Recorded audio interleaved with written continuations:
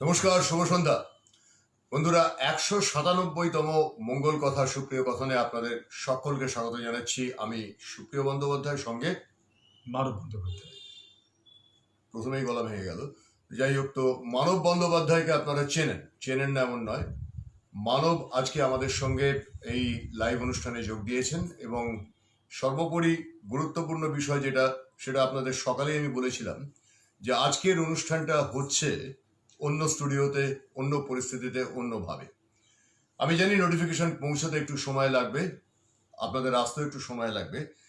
এই ঠিক অনুষ্ঠানে বসার ঠিক 2 মিনিট আগে, 7:58 আমার হাতে একটা ভিডিও এসে উপস্থিত হয়েছে। সে ভিডিওটা গুরুত্বপূর্ণ কারণ যে বিষয়টা নিয়ে এখন গোটা ভারতবর্ষ জুড়ে হইচই শুরু হয়েছে সেটা কি? হাথরাস। এখন এই হাথরাসের ঘটনাটা কি ঘটেছিল, কারা ছিল, কি বৃত্তান্ত, কি বিষয়, তা আমরা এখনো পর্যন্ত স্পষ্ট করে জানি না। তা যেহেতু জানি না বারবার করে বলা হচ্ছে, বিভিন্ন মিডিয়া দেখাচ্ছে যে মিডিয়াকে যেতে দেওয়া হচ্ছে না, আটকে দেওয়া হয়েছে। সেখানে নাকি স্পেশাল ইনভেস্টিগেশন টিম বা এসআইটি সেখানে গেছে, যাওয়ার পরেও তারা কিন্তু কোনো মিডিয়াকে যেতে দেওয়া হচ্ছে না, পুলিশ আটকে দিচ্ছে। আজকে একটা টিভি চ্যানেলের আমি একটা লাইভ দেখছিলাম, ফেসবুক লাইভ। এখন তো ফেসবুক লাইভটা আমাদের ব্যাপার নয়, কারণ আমরা যারা প্রাতিষ্ঠানিক মিডিয়াতে বিশ্বাস করি না, আমরা জানি যে ফেসবুক লাইভের কতটা গুরুত্ব। সেই গুরুত্বটা আজকে 197 দিন ধরে আনন্দন টেলিভিশন বা সুপ্রিয় লাইভে আপনারা প্রমাণ করে দিয়েছেন।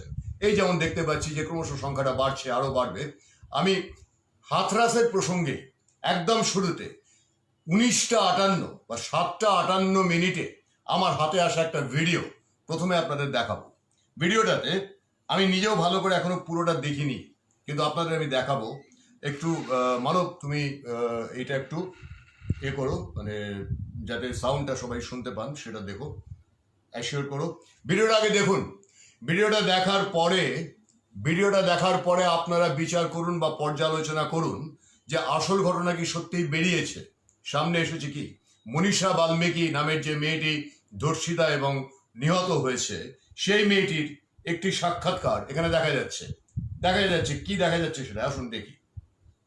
क्या हुआ? किसने मारा आपको? हाँ? किसने? और किस बात को लेकर? कोई बात नहीं। फिर अब मैं जब ले रही थी तो ले गया मुझे और गला दवा दिया।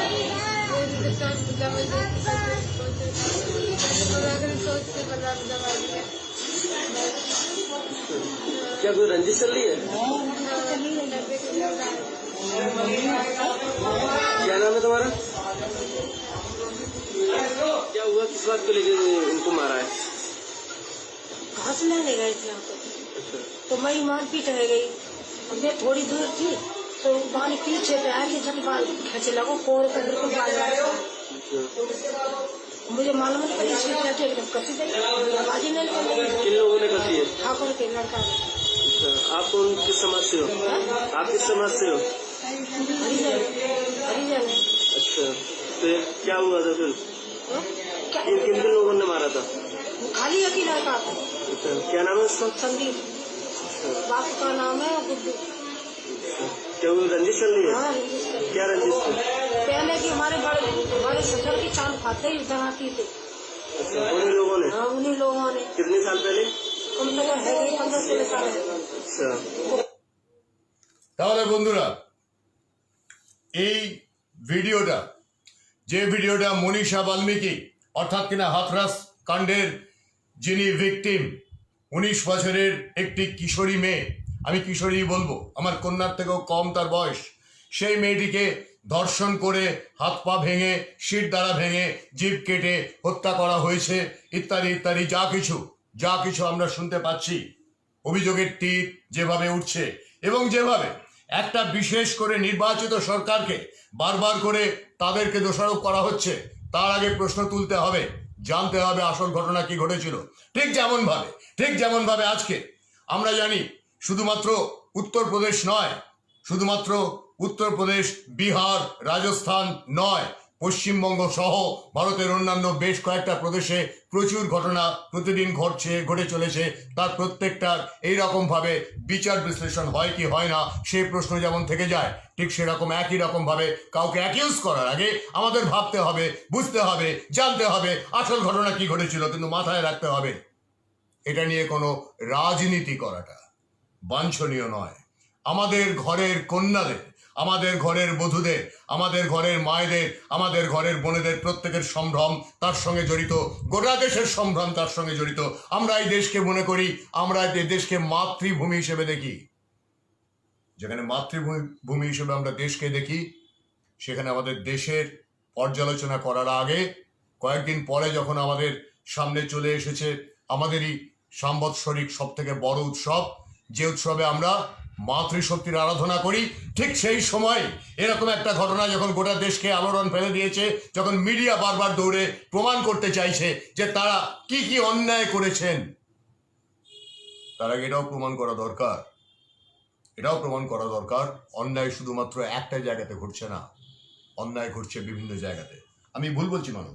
না, কথা হলো যে খবর প্রচার করার আগে যদি সিদ্ধান্তটা নেওয়া হয়ে যায় যে আমি কাকে দোষী করব, তাহলে যেমনভাবে সিনেমাতে উকিল জেরাগুলো সাজান, আগে দোষী ঠিক করে নিয়ে তারপরে যুক্তিগুলো তার সপক্ষে যতটুকু লাগে ততটুকু উঠিয়ে আনা হয়। সুপ্রিয় লাইভের প্রথম থেকে আমাদের যারা শুরু থেকে দেখছি আমরা জানি যে করোনার পরিস্থিতি শুরু হওয়ার সময় থেকে আজ পর্যন্ত এখানে মূল বক্তব্যটা একটাই, যে যা শুনছেন সেটাই সত্য নয়, যা দেখছেন সেটাও সত্য নয়। যা শুনছেন এবং দেখছেন সেটা আগে যাচাই করুন শোনানো হচ্ছে, দেখানো হচ্ছে কিনা। যদি শোনানো হয়, দেখানো হয়, তাহলে খবরের পিছনের খবরটা নয়, সত্যটার দিকে তাকান। সুপ্রিয় লাইভকে আমাদের দেখার অন্যতম কারণটাই কিন্তু ছিল এইটা, আমরা খবর দেখতাম, সত্য নয়। সুপ্রিয় লাইভ আমাদের প্রথম থেকে এই অভ্যাসটা তৈরি করতে চেয়েছে, খবর নয়, ব্রেকিং নিউজ নয়, বরং আপনি সত্যটার দিকে তাকাতে অভ্যস্ত হচ্ছেন কিনা দেখুন। সংবাদ আর সাংবাদিকতা দুটোর মাঝে কোথাও একটা সত্য হারিয়ে যাচ্ছে কি, এইখানটাতে আমাদের আনতে চেয়েছে সুপ্রিয় লাইভ। তাই আজকেও মনে হয় আমরা আজকে এ কথাটাই বলতে চাইছি শুরু থেকে, যারা সুপ্রিয়দা বললেন যে হাথরাসের ঘটনাটা কি, আমরা কি ঘটনার জন্য আগ্রহী হচ্ছি, নাকি দোষীটা ঠিক করে নিয়ে তাকে এটার সঙ্গে যুক্ত করে দেওয়া যায় কিনা তার জন্য রসদ খুঁজছি, কোনটা করছি এটা ভাবা দরকার। পাশাপাশি এটাও মনে রাখুন, দেখুন আমাদের একটা অভ্যাস হয়ে গেছে বন্ধুরা, কিছু মনে করবেন না, আমি বারবার বলি আপনারা জানেন কথাটা, আমি বারবার বলি, বিভিন্নভাবে বলি, বিভিন্ন দিক থেকে ধরে দেখাই। এবং গতকালও আমাদের যেরকম গতকাল ছিল গান্ধী জয়ন্তী আমরা পালন করব কি করব না, বাঙালি হিসেবে বাঙালি জাতিসত্তার প্রতি তিনি যে আচরণ করেছেন, তারপরে গান্ধীকে আমরা কতটা গ্রহণ করব কি করব না এই প্রশ্ন আমরা তুলেছিলাম। গতকাল সঞ্জয় সোম, চন্দ্রচূড় ঘোষ, যিনি কিনা কোনান ডোর মতো গ্রন্থ লিখেছেন, কয়েক হাজার পৃষ্ঠার সেই গ্রন্থ, নেতাজির অন্তর্ধান রহস্য সমেত, এত ভালো একটা গ্রন্থ আমরা এর আগে পাইনি। গতকাল আপনারা সেই আলোচনা শুনে শিহরিত হয়েছেন, জেনেছেন এমন তথ্য, যে তথ্যগুলো এতদিন আমাদের জানতে দেওয়া হয়নি। Now come to the point of chronology समझे। আপনারা জানেন গত পরশুদিন রাজপুত্র রাহুল গান্ধী তিনি যখন গেছিলেন, হাথরাসে যেতে চেয়েছিলেন, তাকে বাধা দেওয়া হয়েছিল। কেন বাধা দেওয়া হয়েছিল? তখনও তদন্ত চলছিল বলে তাকে গ্রেপ্তার করা হয়েছিল, তিনি মাটিতে পড়ে যান, ইত্যাদি ঘটনা ঘটে। তারপর আসুন একটা ছবি দেখাই আপনাদের, হাথরাস প্রসঙ্গে এই ছবিটা দেখুন। দেখতে পাচ্ছেন গাড়ি চালাচ্ছেন এক মহিলা, তার নাম প্রিয়াঙ্কা বরোরা, আর তার পাশে বসে আছেন শ্রীযুক্ত রাহুল গান্ধী। অনুমতি দেওয়া হয়ে গেছে, অর্থাৎ আজকের খবর, রাহুল গান্ধী, প্রিয়াঙ্কা গান্ধী সহ মোট 5 জনকে হাথরাসে যাওয়ার অনুমতি দিয়ে দিয়েছে সরকার, এবং তারা হাথরাসে যাচ্ছেন। যদিও সেখানে 144 ধারা জারি করা আছে, এখনো পর্যন্ত স্পষ্ট করে প্রমাণ হয়নি কে দোষী কে নির্দোষ। রাজনীতি করার জন্য একটা এত বড় ঘটনাকে নোংরামির দিকে টেনে নিয়ে যাওয়া, শুধুমাত্র রাজনীতি করা, বারবার রাজনীতি করা, এটা কখনো আমাদের ইতিহাসের উদাহরণ নয়। এটা কখনো আমরা মেনে নিতে পারি না।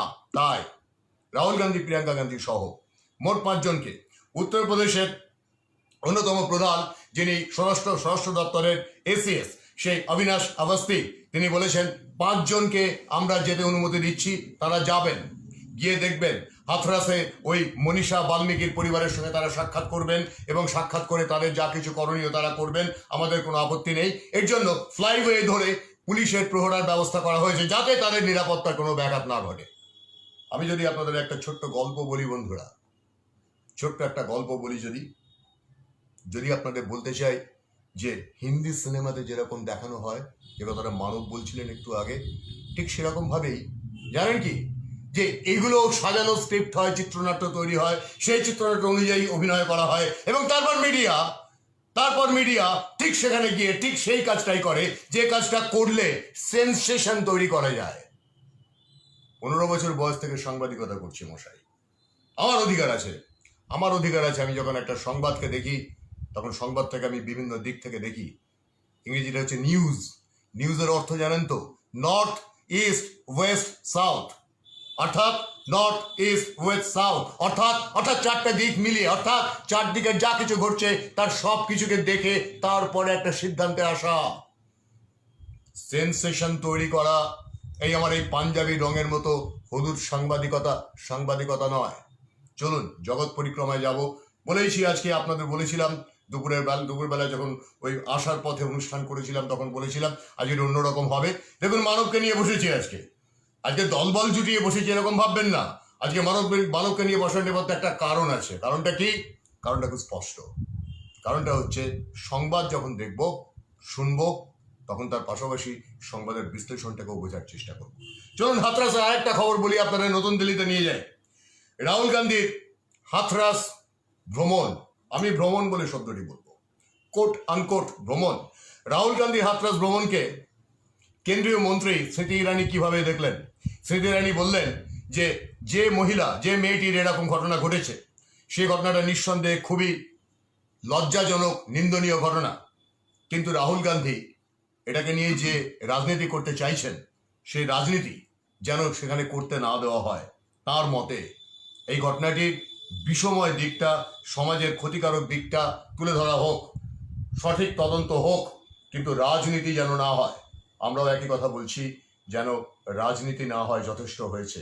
অনেকগুলো রাজ্যে জানেন আজকে এগরা, ঘাটাল ঘটনা ঘটেছে। কটা সংবাদপত্রে খবর আছে? গতকালের খবর, গান্ধী জয়ন্তীর দিনের খবর কটা সংবাদপত্রে আছে? একটি সংবাদপত্রে আছে। একটি দলের দলীয় মুখপত্রের প্রথম পাতাতে বড় করে খবরটা আছে। আর যে সমস্ত সংবাদপত্রকে আমরা গুরু ঠাকুর বানিয়ে রেখেছি তারা কিন্তু খবরগুলো দেয়নি। কারণ দিলে আবার মনে করিয়ে দিই আপনাদের, হ্যাঁ, গতকাল ছিল গান্ধী জয়ন্তীতে কোটি কোটি টাকার বিজ্ঞাপন দেওয়া হয়েছে। তার মধ্যে 1 কোটি টাকারও বেশি বিজ্ঞাপন সেই সংবাদপত্রটি পেয়েছে বলে এই খবরগুলো যায়নি। তাহলে খবরের পেছনের খবর হচ্ছে এইটা, উদ্দেশ্য হচ্ছে এইটা, এটা স্পষ্ট হয়ে যাক। চলুন পরের খবরটায় যাই। এবারে জগৎ পরিক্রমার খবর তো, এবারে জগৎ পরিক্রমায় ঢুকে যাই। জানেন আমেরিকার এক যুবক, তার নাম হচ্ছে কি নাম, হ্যাঁ, মাথিউ মিলারের জেল হয়েছে 1 দিন 8 দিন নয়, 1 বছর 2 বছর নয়, মাত্র 600 বছর। ম্যাথিউ মিলার জেল হয়েছে 600 বছর। প্রশ্ন করুন 600 বছরের জেল কখনো সম্ভব? মানব 600 বছরের জেল কখনো সম্ভব? হ্যাঁ সম্ভব। 3 দিনের জেল আর 7 দিনের ফাঁসির মতো আর কি। কিন্তু ব্যাপারটা তা নয়। ব্যাপারটা হচ্ছে এই ছেলেটি, এই 32 বছরের এই যুবকটি, সে কি করেছে? সে 4 বছর আর 5 বছরের 2 বাচ্চাকে দিয়ে যৌন চলচ্চিত্র তৈরি করিয়েছিল। ভয়ঙ্কর অপরাধ। তার বিরুদ্ধে এতগুলো কাউন্ট হয়েছে। আমেরিকার বিচার ব্যবস্থাটা সেরকম, আপনি একটা অপরাধ একটা দিক থেকেই বিচার করা হয় না, বিভিন্ন কাউন্ট থাকে, সেই কাউন্টগুলো মিলিয়ে তার মোট সাজা হয়েছে 600 বছর। অবশ্যই 600 বছর সে সাজা কাটবে না, মরে যাবে, কিন্তু তার মানে এই যে 600 বছরের সাজা, এটা একটা দৃষ্টান্তযোগ্য উদাহরণ। মাথায় রাখুন, ধর্ষণ করেনি, সে 2 বাচ্চাকে দিয়ে কি করিয়েছিল? যৌন চলচ্চিত্র তৈরি করিয়েছিল, যাকে বলে পর্নোগ্রাফি। কিন্তু রাজনীতি, না, এই 600 বছরের সাজার পিছনে আসলে রাজনীতি শব্দটাই বড় গোলমেলে হয়ে যাচ্ছে নাকি? আমরা বলি পলিটিক্স, বহুনীতি, বহুর জন্য সামঞ্জস্যপূর্ণ যে নীতি, তার বাংলা যেদিন থেকে করলাম বহুনীতির বদলে রাজনীতি, সেদিন থেকে হয়ে গেল রাজাকে বিপদে ফেলা বা রাজাকে সুবিধে রাখা। এই দুটো দিকের যে নীতি আমরা তাকে বলি এখন রাজনীতি। 600 বছরের সাজার জন্য রাজনীতির প্রয়োজন হয়নি, প্রয়োজন হয়েছিল সংবিধানের। সংবিধান বলেছে তার বিরুদ্ধে এতগুলো কাউন্ট ছিল বলে তার সাজা হবে কত বছরের? না, 600 বছরের। বিচার ব্যবস্থা বলেছে 600 বছরের সাজা। 600 বছরের সাজা তাকে শোনানো হয়েছে। মজাটা এইখানে। আর এখানে কি হচ্ছে? একটা ধর্ষণ এবং হত্যার ঘটনা ঘটেছে। ধর্ষণ কিনা হত্যা কিনা তা কিছু প্রমাণ হওয়ার আগেই রাজনীতি শুরু হয়ে গেছে, এবং শুরু হয়ে গেছে কাকে যেতে দেওয়া হবে, কে যাবে কে যাবে না ইত্যাদি ইত্যাদি, এই নিয়ে আকচা আকচি, মারামারি, দড়ি টানাটানি। আসল কাজটা কিন্তু হচ্ছে না। কিন্তু আসল কাজটা করতে না পারলে গণতন্ত্র পায়ের তলার জমি শক্ত করে পায় না। কারণ এই যে আমাদের সামনে একটা ছোট্ট টুল আছে, আপনারা দেখতে পাচ্ছেন কিনা জানি না, একটা জলচৌকি আছে। এই জলচৌকিটাতে 4টে পা আছে মশাই। এই 4টে পায়ের মধ্যে 3টে পা ঠিক আছে, একটা পা ঠিক নেই, তাহলে ওটা নড়বড় করবে, সোজা হয়ে দাঁড়াবে না। গণতন্ত্রের চতুর্থ স্তম্ভ হচ্ছে আমরা, মিডিয়া। গণতন্ত্রের চতুর্থ স্তম্ভ যদি ঠিকমতো না কাজ করে, তাহলে আপনি কি করে জানতে পারবেন যে আসল ঘটনা কি ঘটছে আর কি ঘটছে না, কেন এই ধরনের কথাবার্তা বলা হচ্ছে, কেনই বা এই তু ম্যায় ম্যায় হচ্ছে? চলুন পরের খবরটায় যাই। কিন্তু মিডিয়ার কাজ করে শব্দটা যদি আমরা একটু দেখি, মিডিয়া কি কাজ করে নাকি এখন মিডিয়াকে কাজ করানো হয়? মিডিয়াকে কাজ করানো হয়। মিডিয়া হচ্ছে ব্যবহারের জন্য, মিডিয়াকে ব্যবহার করা হয়। কোভিড পরিস্থিতি কিরকম? আপনাদের একটা সুন্দর দ্বীপে নিয়ে যাব, সলোমন আইল্যান্ড। সে দেশের প্রধানমন্ত্রী মানাসে সোগাভারে, তিনি এতদিন পরে, কোভিড সংক্রমণের এতদিন পরে, প্রায় 8 মাস পরে, তিনি জানালেন সলোমন আইল্যান্ডের মতো দ্বীপে এতদিনে একজন কোভিড পজিটিভ রোগী ধরা পড়েছে। সলোমন আইল্যান্ড অপূর্ব সুন্দর একটি দ্বীপ, এবং সেই দ্বীপটিতে এই প্রথম একজন কোভিড সংক্রমণের সন্ধান পাওয়া গেল। শুক্লা ব্যানার্জি লিখেছেন, সঞ্জয় বাবু আমি খুব লজ্জিত, উনি গতকাল বানান ভুল করে ফেলেছিলেন। সঞ্জয় বাবু, চন্দ্রচূড় বাবু দুজনকে ধন্যবাদ জানাতে গিয়ে ওনার বাংলা লিখতে গিয়ে বাবুর পরিবর্তে দাদু হয়ে গেছিল। তার জন্য তিনি খুব দুঃখিত, লজ্জা প্রকাশ করছেন। আপনাকে ধন্যবাদ শুক্লা দেবী। কিন্তু ঘটনা হচ্ছে যে সঞ্জয় বাবু, চন্দ্রচূড় বাবু দুজনেই বুঝতে পেরেছেন আপনি ব্যবহার করছেন এই স্মার্টফোন, এর জন্যই আমরা কৃতজ্ঞ, এবং আপনি যে আমাদের সঙ্গে অংশগ্রহণ করছেন এর জন্য কৃতজ্ঞ। চলুন যাই ওয়াশিংটন ডিসি, নিউ ইয়র্ক এবং ক্যালিফোর্নিয়া, 3টে জায়গা থেকে একটা খবর হচ্ছে। কি খবর? আপনারা জানেন ডোনাল্ড ট্রাম্পের কোভিড পজিটিভ হয়েছে, ডোনাল্ড ট্রাম্প হসপিটালাইজড হয়েছেন, এটাও জানেন। আপনারা কি এটা জানেন যে টুইটার জুড়ে ছড়িয়ে পড়েছে ট্রাম্পের মৃত্যু কামনা? আর ট্রাম্পের মৃত্যু কামনা ছড়িয়ে পড়ার পরে এবারে টুইটারকে আসলে নামতে হয়েছে। বলা হচ্ছে যদি যারা ডোনাল্ড ট্রাম্পের মৃত্যু কামনা করবে, তাদের প্রত্যেকের ক্ষেত্রে কিন্তু এবার কি হবে না, তাদের এই পোস্টগুলোকে শুধু তো সরিয়ে দেওয়া হবে তাই নয়, তাদের সাজার মুখোমুখিও পড়তে হবে, কারণ কারোর মৃত্যু কামনা করা যায় না। আমার একটু মনে পড়ে যাচ্ছে মানব, জানেন এই কিছুদিন আগে ভারতের স্বরাষ্ট্রমন্ত্রী অমিত শাহ, তিনি কোভিড পজিটিভ হয়েছিলেন। তিনি যখন কোভিড পজিটিভ হন, তখন দেখা গেছিল যে বাংলাদেশ থেকে, দেশের অভ্যন্তরে তো বটেই, মানে হাজারে হাজারে এরকম পোস্ট হচ্ছিল যে তার মৃত্যু হোক, মৃত্যু হোক, মরে যাক, মরে যাক, মরে যাক, মরে যাক, এরকম একটা ব্যাপার চলছিল। আমরা তখনই ঢিল মারতে ভালোবাসি যখন ঢিলটা আমার বাড়ির দিকে আসে না। আমার অন্যকে ঢিল মারতে খুব ভালো লাগে, কিন্তু আমরা ভেবে নিই সবসময় যে সে ঢিলটা আমার দিকে কখনো আসবে না। যদি এটা ভাবি, আরেকটা ব্যাপার, ওই যেটা খুব সোজা বিষয়, একটা আঙুল আপনার দিকে তুললে ভাই 3টে আঙুল আমার দিকে থাকে, এই 3টে আঙুলের খেয়াল কি থাকছে আমাদের? না, থাকছে না। চলুন যাই জেনেভা, বিশ্ব স্বাস্থ্য সংস্থার সদর দপ্তর। আপনাদের বলেছিলাম গত পরশু দিনে একটা সংবাদে বলেছিলাম, গণপ্রজাতন্ত্রী কঙ্গোতে এবোলা দেখা দিয়েছিল। এবোলা দেখা দেওয়ার পর বিশ্ব স্বাস্থ্য সংস্থা সেখানে তাদের চিকিৎসক দল পাঠায়। সেই চিকিৎসক দল এবং স্বাস্থ্যকর্মীরা তারা স্থানীয় নারীদের উপরে বেশ অত্যাচার চালায়। যারা চিকিৎসার জন্য এসেছিলেন তাদের অনেককেই জোরপূর্বক তাদের সঙ্গে শারীরিক সম্পর্ক স্থাপন করা হয়। তো বিশ্ব স্বাস্থ্য সংস্থা বলেছিল আমরা রোবাস্ট তদন্ত করব। আজকে বিশ্ব স্বাস্থ্য সংস্থা জানাচ্ছে যে আমরা শুধু তদন্ত করেই ক্ষান্ত হব না, আমরা এই ব্যাপারটাকে কঠিন ভাবে দেখব, এবং শুধু তাই নয়, আমরা এদের বিভিন্ন ব্যক্তিদের যারা কিনা এই জঘন্য অপরাধ করেছে তাদেরকে কড়ার থেকে কড়া সাজা দেব। মনে করিয়ে দিতে চাই, 51 জন মহিলা শারীরিক নিগ্রহের শিকার হয়েছিলেন এবোলার চিকিৎসা করাতে গিয়ে। কাদের দ্বারা? বিশ্ব স্বাস্থ্য সংস্থার স্বাস্থ্যকর্মী, চিকিৎসক ইত্যাদিদের দ্বারা। কোথায়? ডেমোক্রেটিক রিপাবলিক অফ কঙ্গো বা গণপ্রজাতন্ত্রী কঙ্গোতে। ডোনাল্ড ট্রাম্পকে হাসপাতালে ভর্তি করা হলো ওয়াশিংটন ডিসি। হাসপাতালে ভর্তি করার পর তিনি এবং তার স্ত্রী দুজনেই জানিয়েছেন, টুইটারে একটা ভিডিও পোস্ট করে জানিয়েছেন যে আমরা এখন অনেকটাই ভালো আছি, আমাদের সিমটম খুব একটা বেশি নয়। আর একটা কথা আপনাদের একটু বলতে চাই, এই ডোনাল্ড ট্রাম্প মার্কিন প্রেসিডেন্ট, যিনি আবার অ্যাসপায়ারিং, অর্থাৎ কিনা আবারও তিনি প্রেসিডেন্ট হতে চাইছেন, এই ডোনাল্ড ট্রাম্প মাস্ক পরতে বলেছিলেন আমি মাস্ক পরবো না। এই ডোনাল্ড ট্রাম্প বারবার বলেছিলেন আমি পাত্তা দিই না, আমি এটাকে কোনো রকম রোগ বলে মনেই করছি না। এই ডোনাল্ড ট্রাম্প বলেছিলেন নির্বাচনে আপনি যদি মরেও যান ভোটটা দিয়ে মরবেন।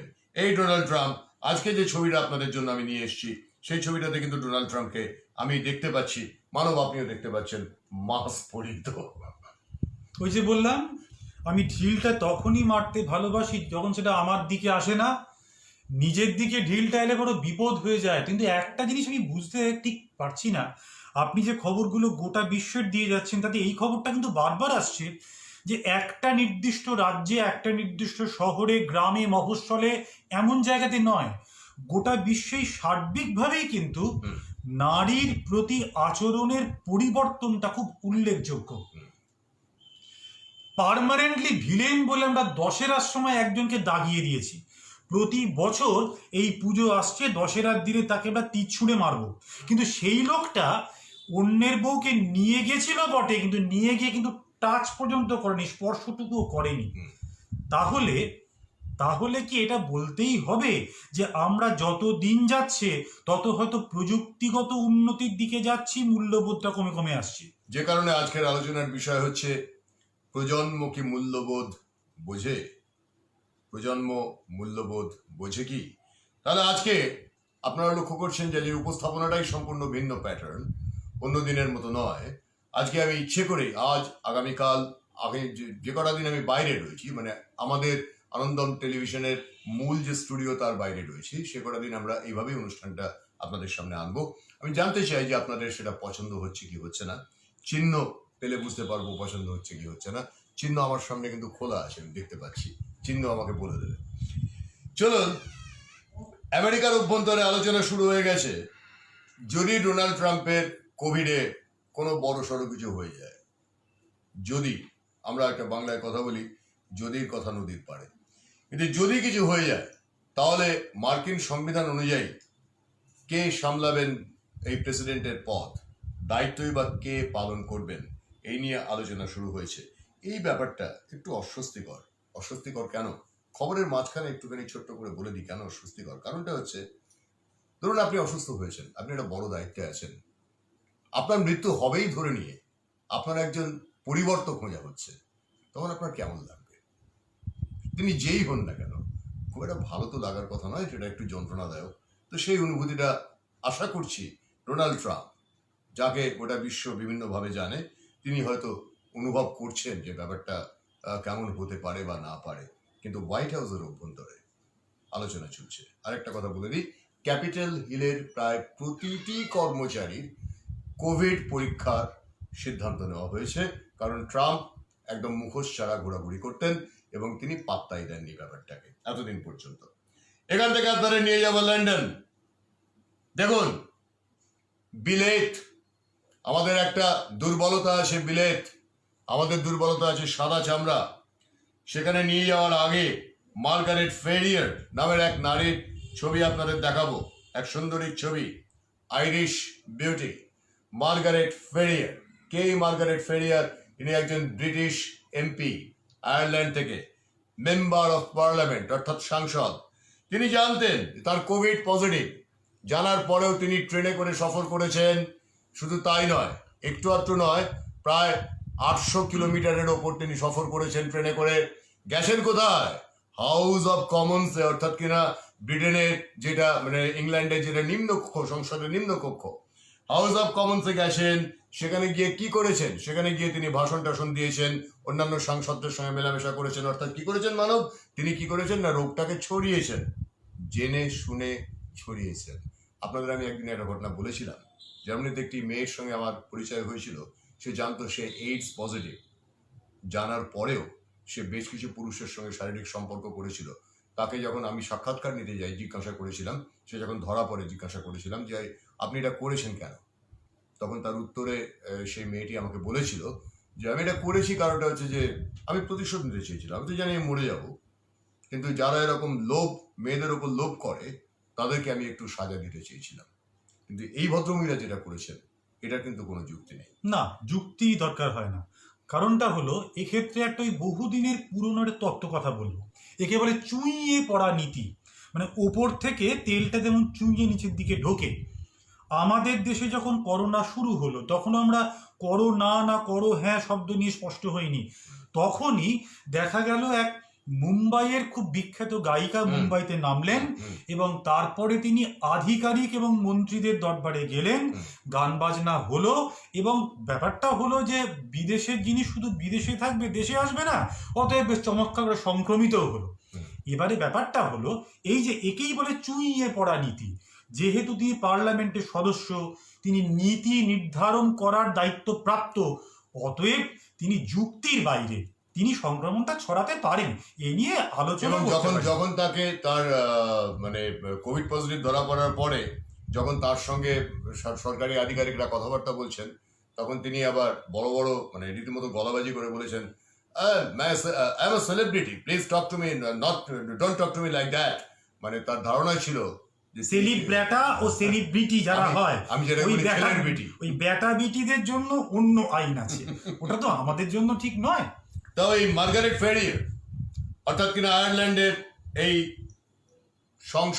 সাংসদ, সেই মহিলাকে তার দল থেকে বহিষ্কৃত করা হয়েছে।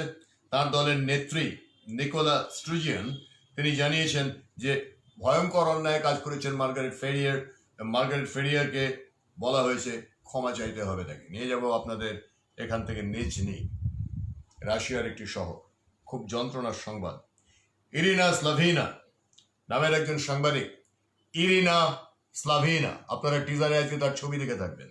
ইরিনা স্লাভিনা গতকাল গায়ে আগুন দিয়ে আত্মহত্যা করেছেন। ইরিনা স্লাভিনা গতকাল গায়ে আগুন দিয়ে আত্মহত্যা করেছেন। আত্মহত্যা করার আগে তিনি তার ডেথ নোট, অর্থাৎ আত্মহত্যার আগে যে চিঠিটি লিখে গেছেন, তাতে তিনি লিখেছেন যে আমার মৃত্যুর জন্য দায়ী সরকারের স্বরাষ্ট্র মন্ত্রক, কারণ তাঁর বাড়িতে অন্যায়ভাবে দিনের পর দিন এই ইরিনা স্লাভিনার বাড়িতে সাংবাদিক যেহেতু তিনি তথাকথিত প্রশাসনিক অনাচারের বিরুদ্ধে লেখালেখি করতেন বলে তার বাড়িতে দিনের পর দিন রেইড চালানো হয়েছে, অর্থাৎ কিনা খানা তল্লাশি চালানো হয়েছে, তাকে অপমান করা হয়েছে। অপমানিত বোধ করে তিনি আত্মহত্যা করেছেন। ইরিনা স্লাভিনা আমার পেশার মানুষ, আমি তার জন্য গভীর শোক প্রকাশ করে এই প্রশ্নটা তুলতে চাইছি। রাশিয়ার মতো, চীনের মতো, উত্তর কোরিয়ার মতো এই সমস্ত স্বৈরাচারী দেশগুলোকে, স্বৈরাচারী শাসকদের, যেখানে রাশিয়ার শাসক ভ্লাদিমির পুতিন কয়েকদিন আগে, আপনারা জানেন অ্যালেক্সেই নাভালনির ঘটনা, দিনের পর দিন আপনাদের সবকিছু বলেছি আমি, যে রাশিয়ার অন্যতম প্রধান বিরোধী নেতা, যাকে জলের গ্লাসের মধ্যে বিষ দেওয়া হয়েছিল, নভিশক, হত্যা করার চেষ্টা হয়েছিল, জার্মানি মাঝখানে ঢুকে পড়ে তাকে প্রাণে বাঁচায়, তার সমস্ত সম্পত্তি বাজেয়াপ্ত করা হয়েছে। গত পরশুদিন তাকে বলা হয়েছে সিআইএর চর। পুতিন তার কোনো রকম শত্রুকে বা বিরোধীকে জীবিত রাখেননি। গত শতাব্দের শেষ থেকে তিনি মসনদে বসেছেন, এখনো মসনদেই আছেন, কিন্তু তা নিয়ে আলোচনা হয় না। আলোচনা তখনই হয় যখন মাটিটা নরম পাওয়া যায়, শক্ত মাটিতে আলোচনা হয় না। উইঘুর মুসলিমদের ওপরে যে অত্যাচার চীন চালিয়ে চলেছে, তাই নিয়ে ইসলাম বিশ্ব একটা কথাও বলে না। সেখানে একটার পর একটা মসজিদকে যেরকম ভাবে শৌচাগার তৈরি করা হয়েছে, গণশৌচাগার তৈরি করা হয়েছে, তাই নিয়ে ইসলাম বিশ্ব কোনো কথাবার্তা বলে না। কিন্তু বলে কোথায়?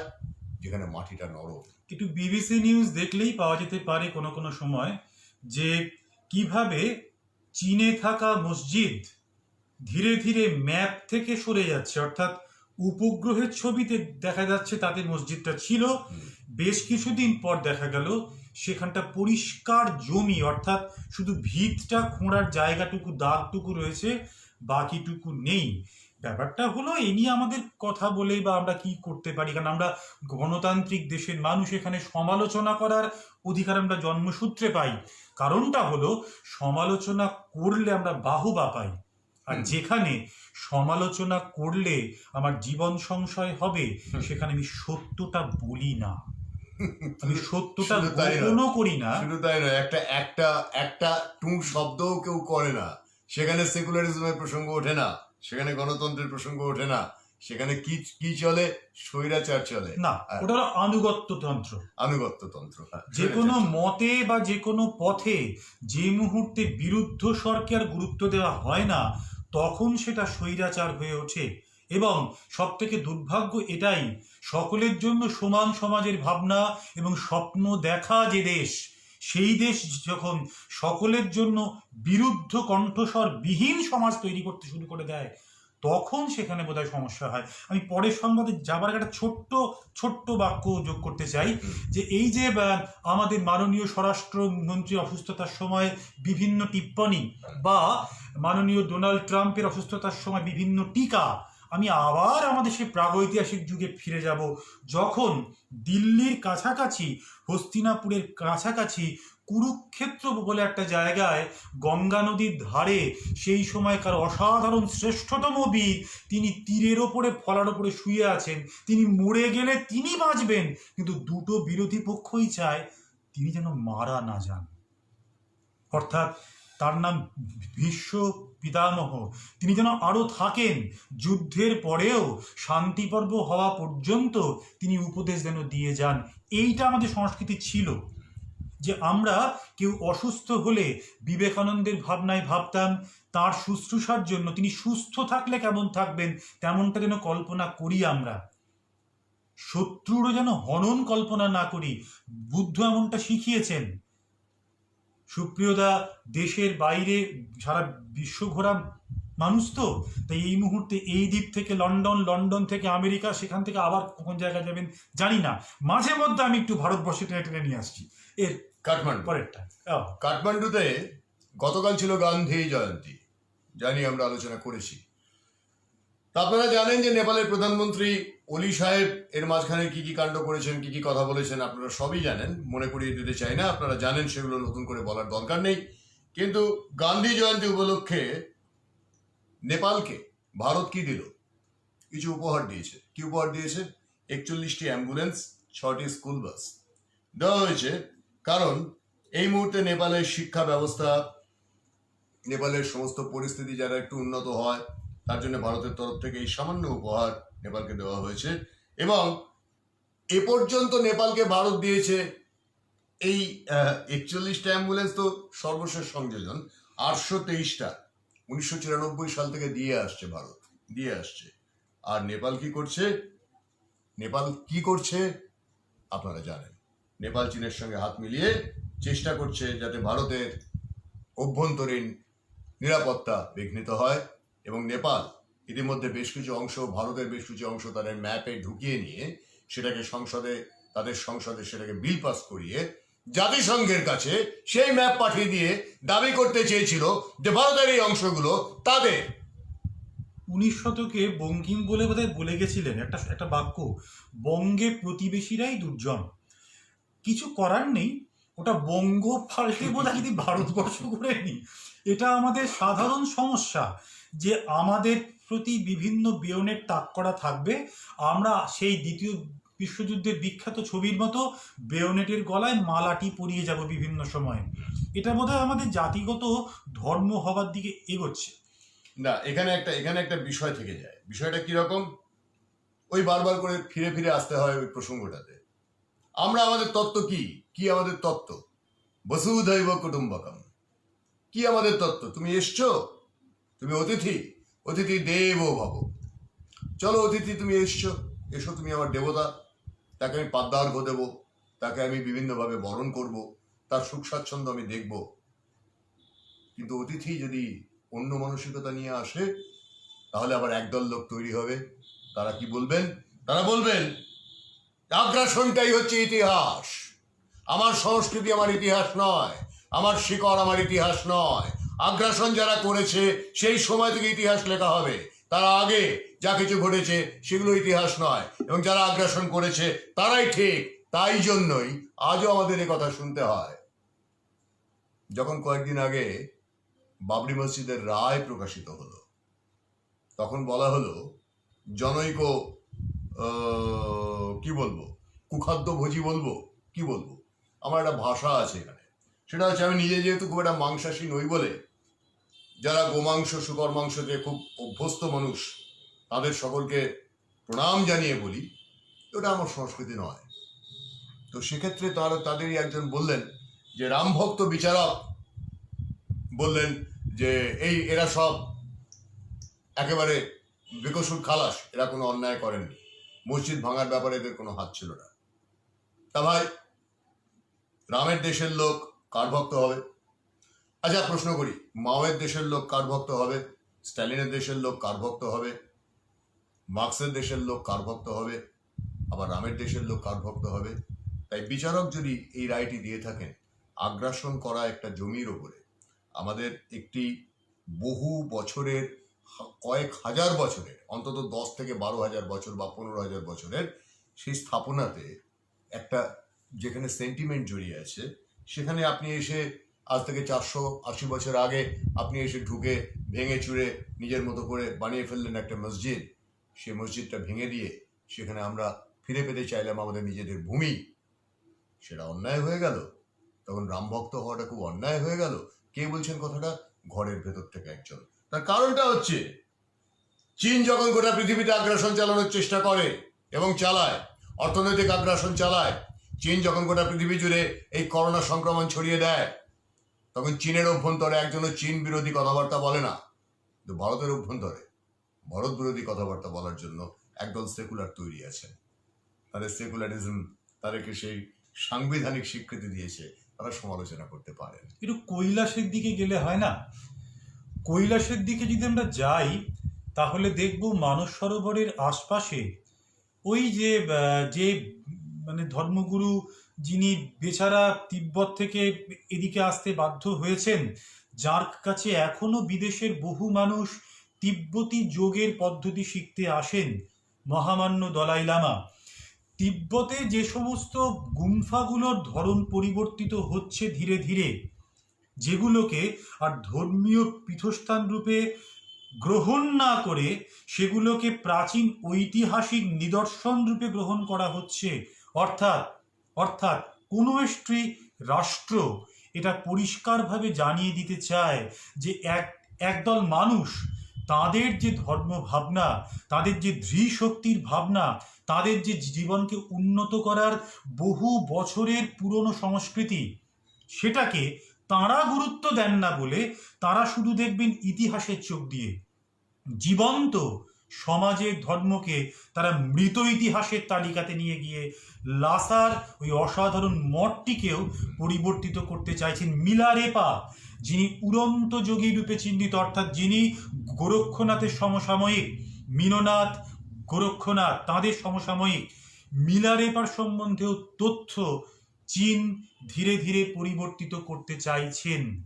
বক্তব্য একটাই, আপনার সাম্যবাদের যে বিশ্বাস, যদি সেটা আমি শ্রদ্ধা করি, তাহলে আমার যে বৈদান্তিক বা অন্য কোনো ধর্মের বিশ্বাস যা সমাজকে সুন্দর করে গড়তে চায়, সেটাকে আপনি গ্রহণ না করে যদি ধ্বংস করেন, সেটাও সমালোচনার যোগ্য।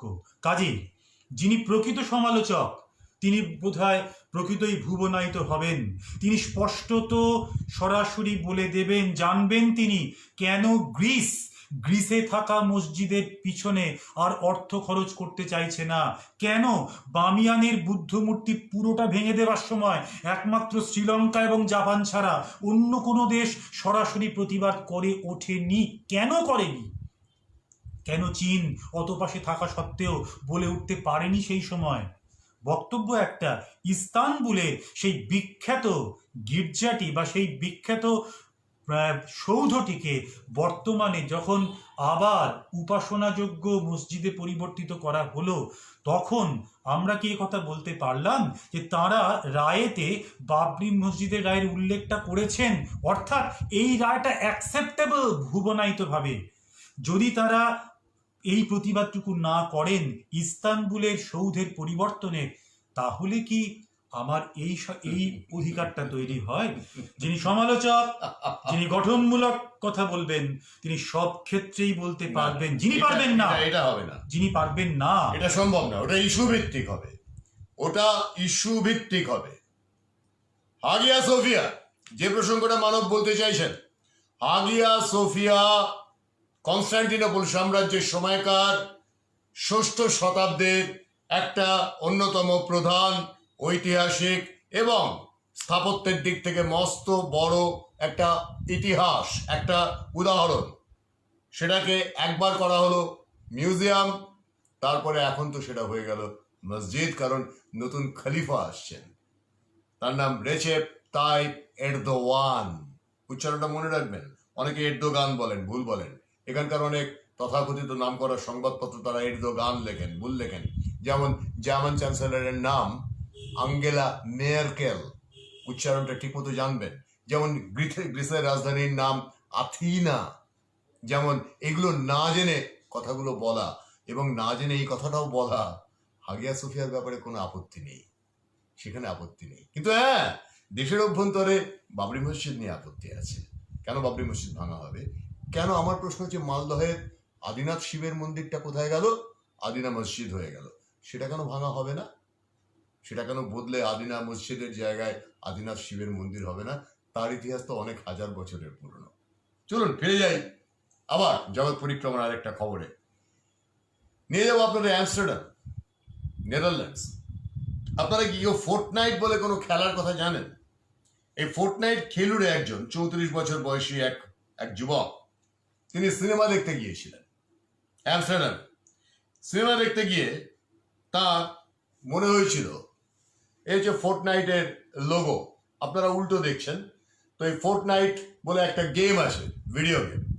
সেই ফোর্টনাইটের, ধন্যবাদ রত্নপ্রিয়া দেবী, রত্নপ্রিয় মুখার্জি, যে পেছনে যে দেওয়ালটি সে টেরাকোটার, এটা মানবের বিশেষ একটা মানব। আপনি খুশি হবেন জানলে উনি ওই তো স্টুডিও তো পাল্টানো হয়েছে, স্টুডিও একটু পাল্টানো হয়েছে, তো অবস্থান পরিবর্তিত। তো যেটা বলছিলাম যে এই ফোর্টনাইট খেলুড়ে 34 বছরের এক যুবক সিনেমা দেখতে গিয়ে তার হ্যালুসিনেশন হয়েছিল। হ্যালুসিনেশন হয়ে তিনি মনে করেছিলেন তার কোনো কন্যা নেই, তিনি বিয়ে থাওয়াই করেননি। তিনি কি করেছেন, সামনে এক কাপল, মানে এক দম্পতি ছিল বসে, তারাও সিনেমা দেখছিল। তার মনে হয়েছিল যে তার কন্যাকে, মানে তিনি বিয়ে থাওয়া করেননি, তার কন্যা নেই, তো ফোর্টনাইট খেলার কারণে তার মাথায় একটা কেমিক্যাল লোচা হয়ে গেছিল, মুন্না ভাই এমবিবিএস এর ভাষায়। তো কেমিক্যাল লোচা হয়ে যাওয়াতে তার মনে হয়েছিল সামনে যারা বসে আছে আমার মেয়েকে ওরা আটকে রেখেছে, আমার মেয়েকে ওরা কিডন্যাপ করেছে, ওদের দুজনকে ছুরি মেরে দিয়েছে সে। সৌভাগ্যবশত ওই দম্পতির কেউই মারা যাননি, গুরুতর আহত হয়েছেন, কিন্তু লোকটি গ্রেপ্তার হয়েছে। কি অবস্থা, মানে কত রকম, এবং কোথা থেকে তাকে চুরি করা হয়েছে মেয়েটিকে, যে মেয়ে জন্মায়নি, উত্তর মেরু থেকে। ভাবুন, 34 বছরের এক যুবক, তার মাথায় এতটা পর্যন্ত কেমিক্যাল লোচা তৈরি করতে পেরেছে একটা ভিডিও গেম। এরপরে বলার কিছু নেই। এই একই রকম ভিডিও গেম সম্ভবত আমরা আজকাল টিভির পর্দাতেও দেখছি, যে ভিডিও গেমগুলো একই রকম ভাবে আমাদের মাথার মধ্যেও কেমিক্যাল লোচা তৈরি করে দিচ্ছে, যে একদম নিশ্চিত করে আমি ভাবি বা না ভাবি, আমি আগে উপপাদ্যের সিদ্ধান্তে পৌঁছে উপপাদ্য বানাচ্ছি তারপর, অর্থাৎ আগে আমি সিদ্ধান্ত নিচ্ছি কে দোষী। ঠিক। এবং এই দোষী সিদ্ধান্তটা নেওয়া হয়ে যাবার ফলে আসলে গোলমালটা কি জানেন, আমরা কিছুতেই এই সত্যটা মানতে পারছি না যে মতের কোনো ভ্রান্তি নেই, ভ্রান্তিটা মানুষের হয়। আমি যদি সাম্যবাদী মতে বিশ্বাসী হই, মতটা নির্ভুল, তার প্রয়োগটা যে করছে সেই লোকটা হয়তো নির্ভুল নয়। গান্ধীবাদ, তাতে যে তাত্ত্বিক ভাবনা রয়েছে, ভাবনাটা অসাধারণ, যে প্রয়োগ করছে সে কি একই রকম। তাহলে যে সরকারে আছে বা যে বিরোধীতে আছে, আমি কেন আমার মাথাটা রাখবো না যে আমি একটা শিক্ষিত মানুষ, আমার মাথার মধ্যে যুক্তি রয়েছে, আমি ঘটনার বিশ্লেষণ করে দাঁড়ান। নিজে সেটাকে গ্রহণ করি। দাঁড়ান, এখানে একটু মজা আছে, মাঝখানে একটু থামাচ্ছি। একটা আজারবাইজান আর আর্মেনিয়ার যুদ্ধের প্রসঙ্গে একটা খবর আছে, সেই খবরটাতে যাবো। তার আগে এখানে জনৈক সঞ্জয় মিত্র বলে একজন লিখছেন, তুমি কে হে হরিদাস, এক সময় হিন্দু ব্রাহ্মণরা গোবৎস ভক্ষণ করত। বলবো। এটা সঠিকভাবে জানতে হলে আপনাকে রাজা রাজেন্দ্রলাল মিত্রকে নিয়ে রিসার্চ করতে হবে। উনি এশিয়াটিক সোসাইটির প্রথম বাঙালি প্রেসিডেন্ট ছিলেন। আবার বলছি, ভাট বকবেন না। আমার এইখানটাতে আপত্তি। একটু বলি। না, আমি একটু বলে নি, খুব দরকারি কথা, খুব ভালো বলেছেন সঞ্জয় বাবু। শুধু আপনার শেষ বাক্যটাতে আমার আপত্তি আছে, ভাট বকবেন না। ভাট কিন্তু বকতেন। ভাটের কাজ কি ছিল আপনি কি জানেন? বোধহয় জানেন না। ভাট কথাটির অর্থ ভট্ট। প্রতিটি রাজারই একজন করে ভট্ট থাকতো, একজন না কয়েকজন করে থাকতো।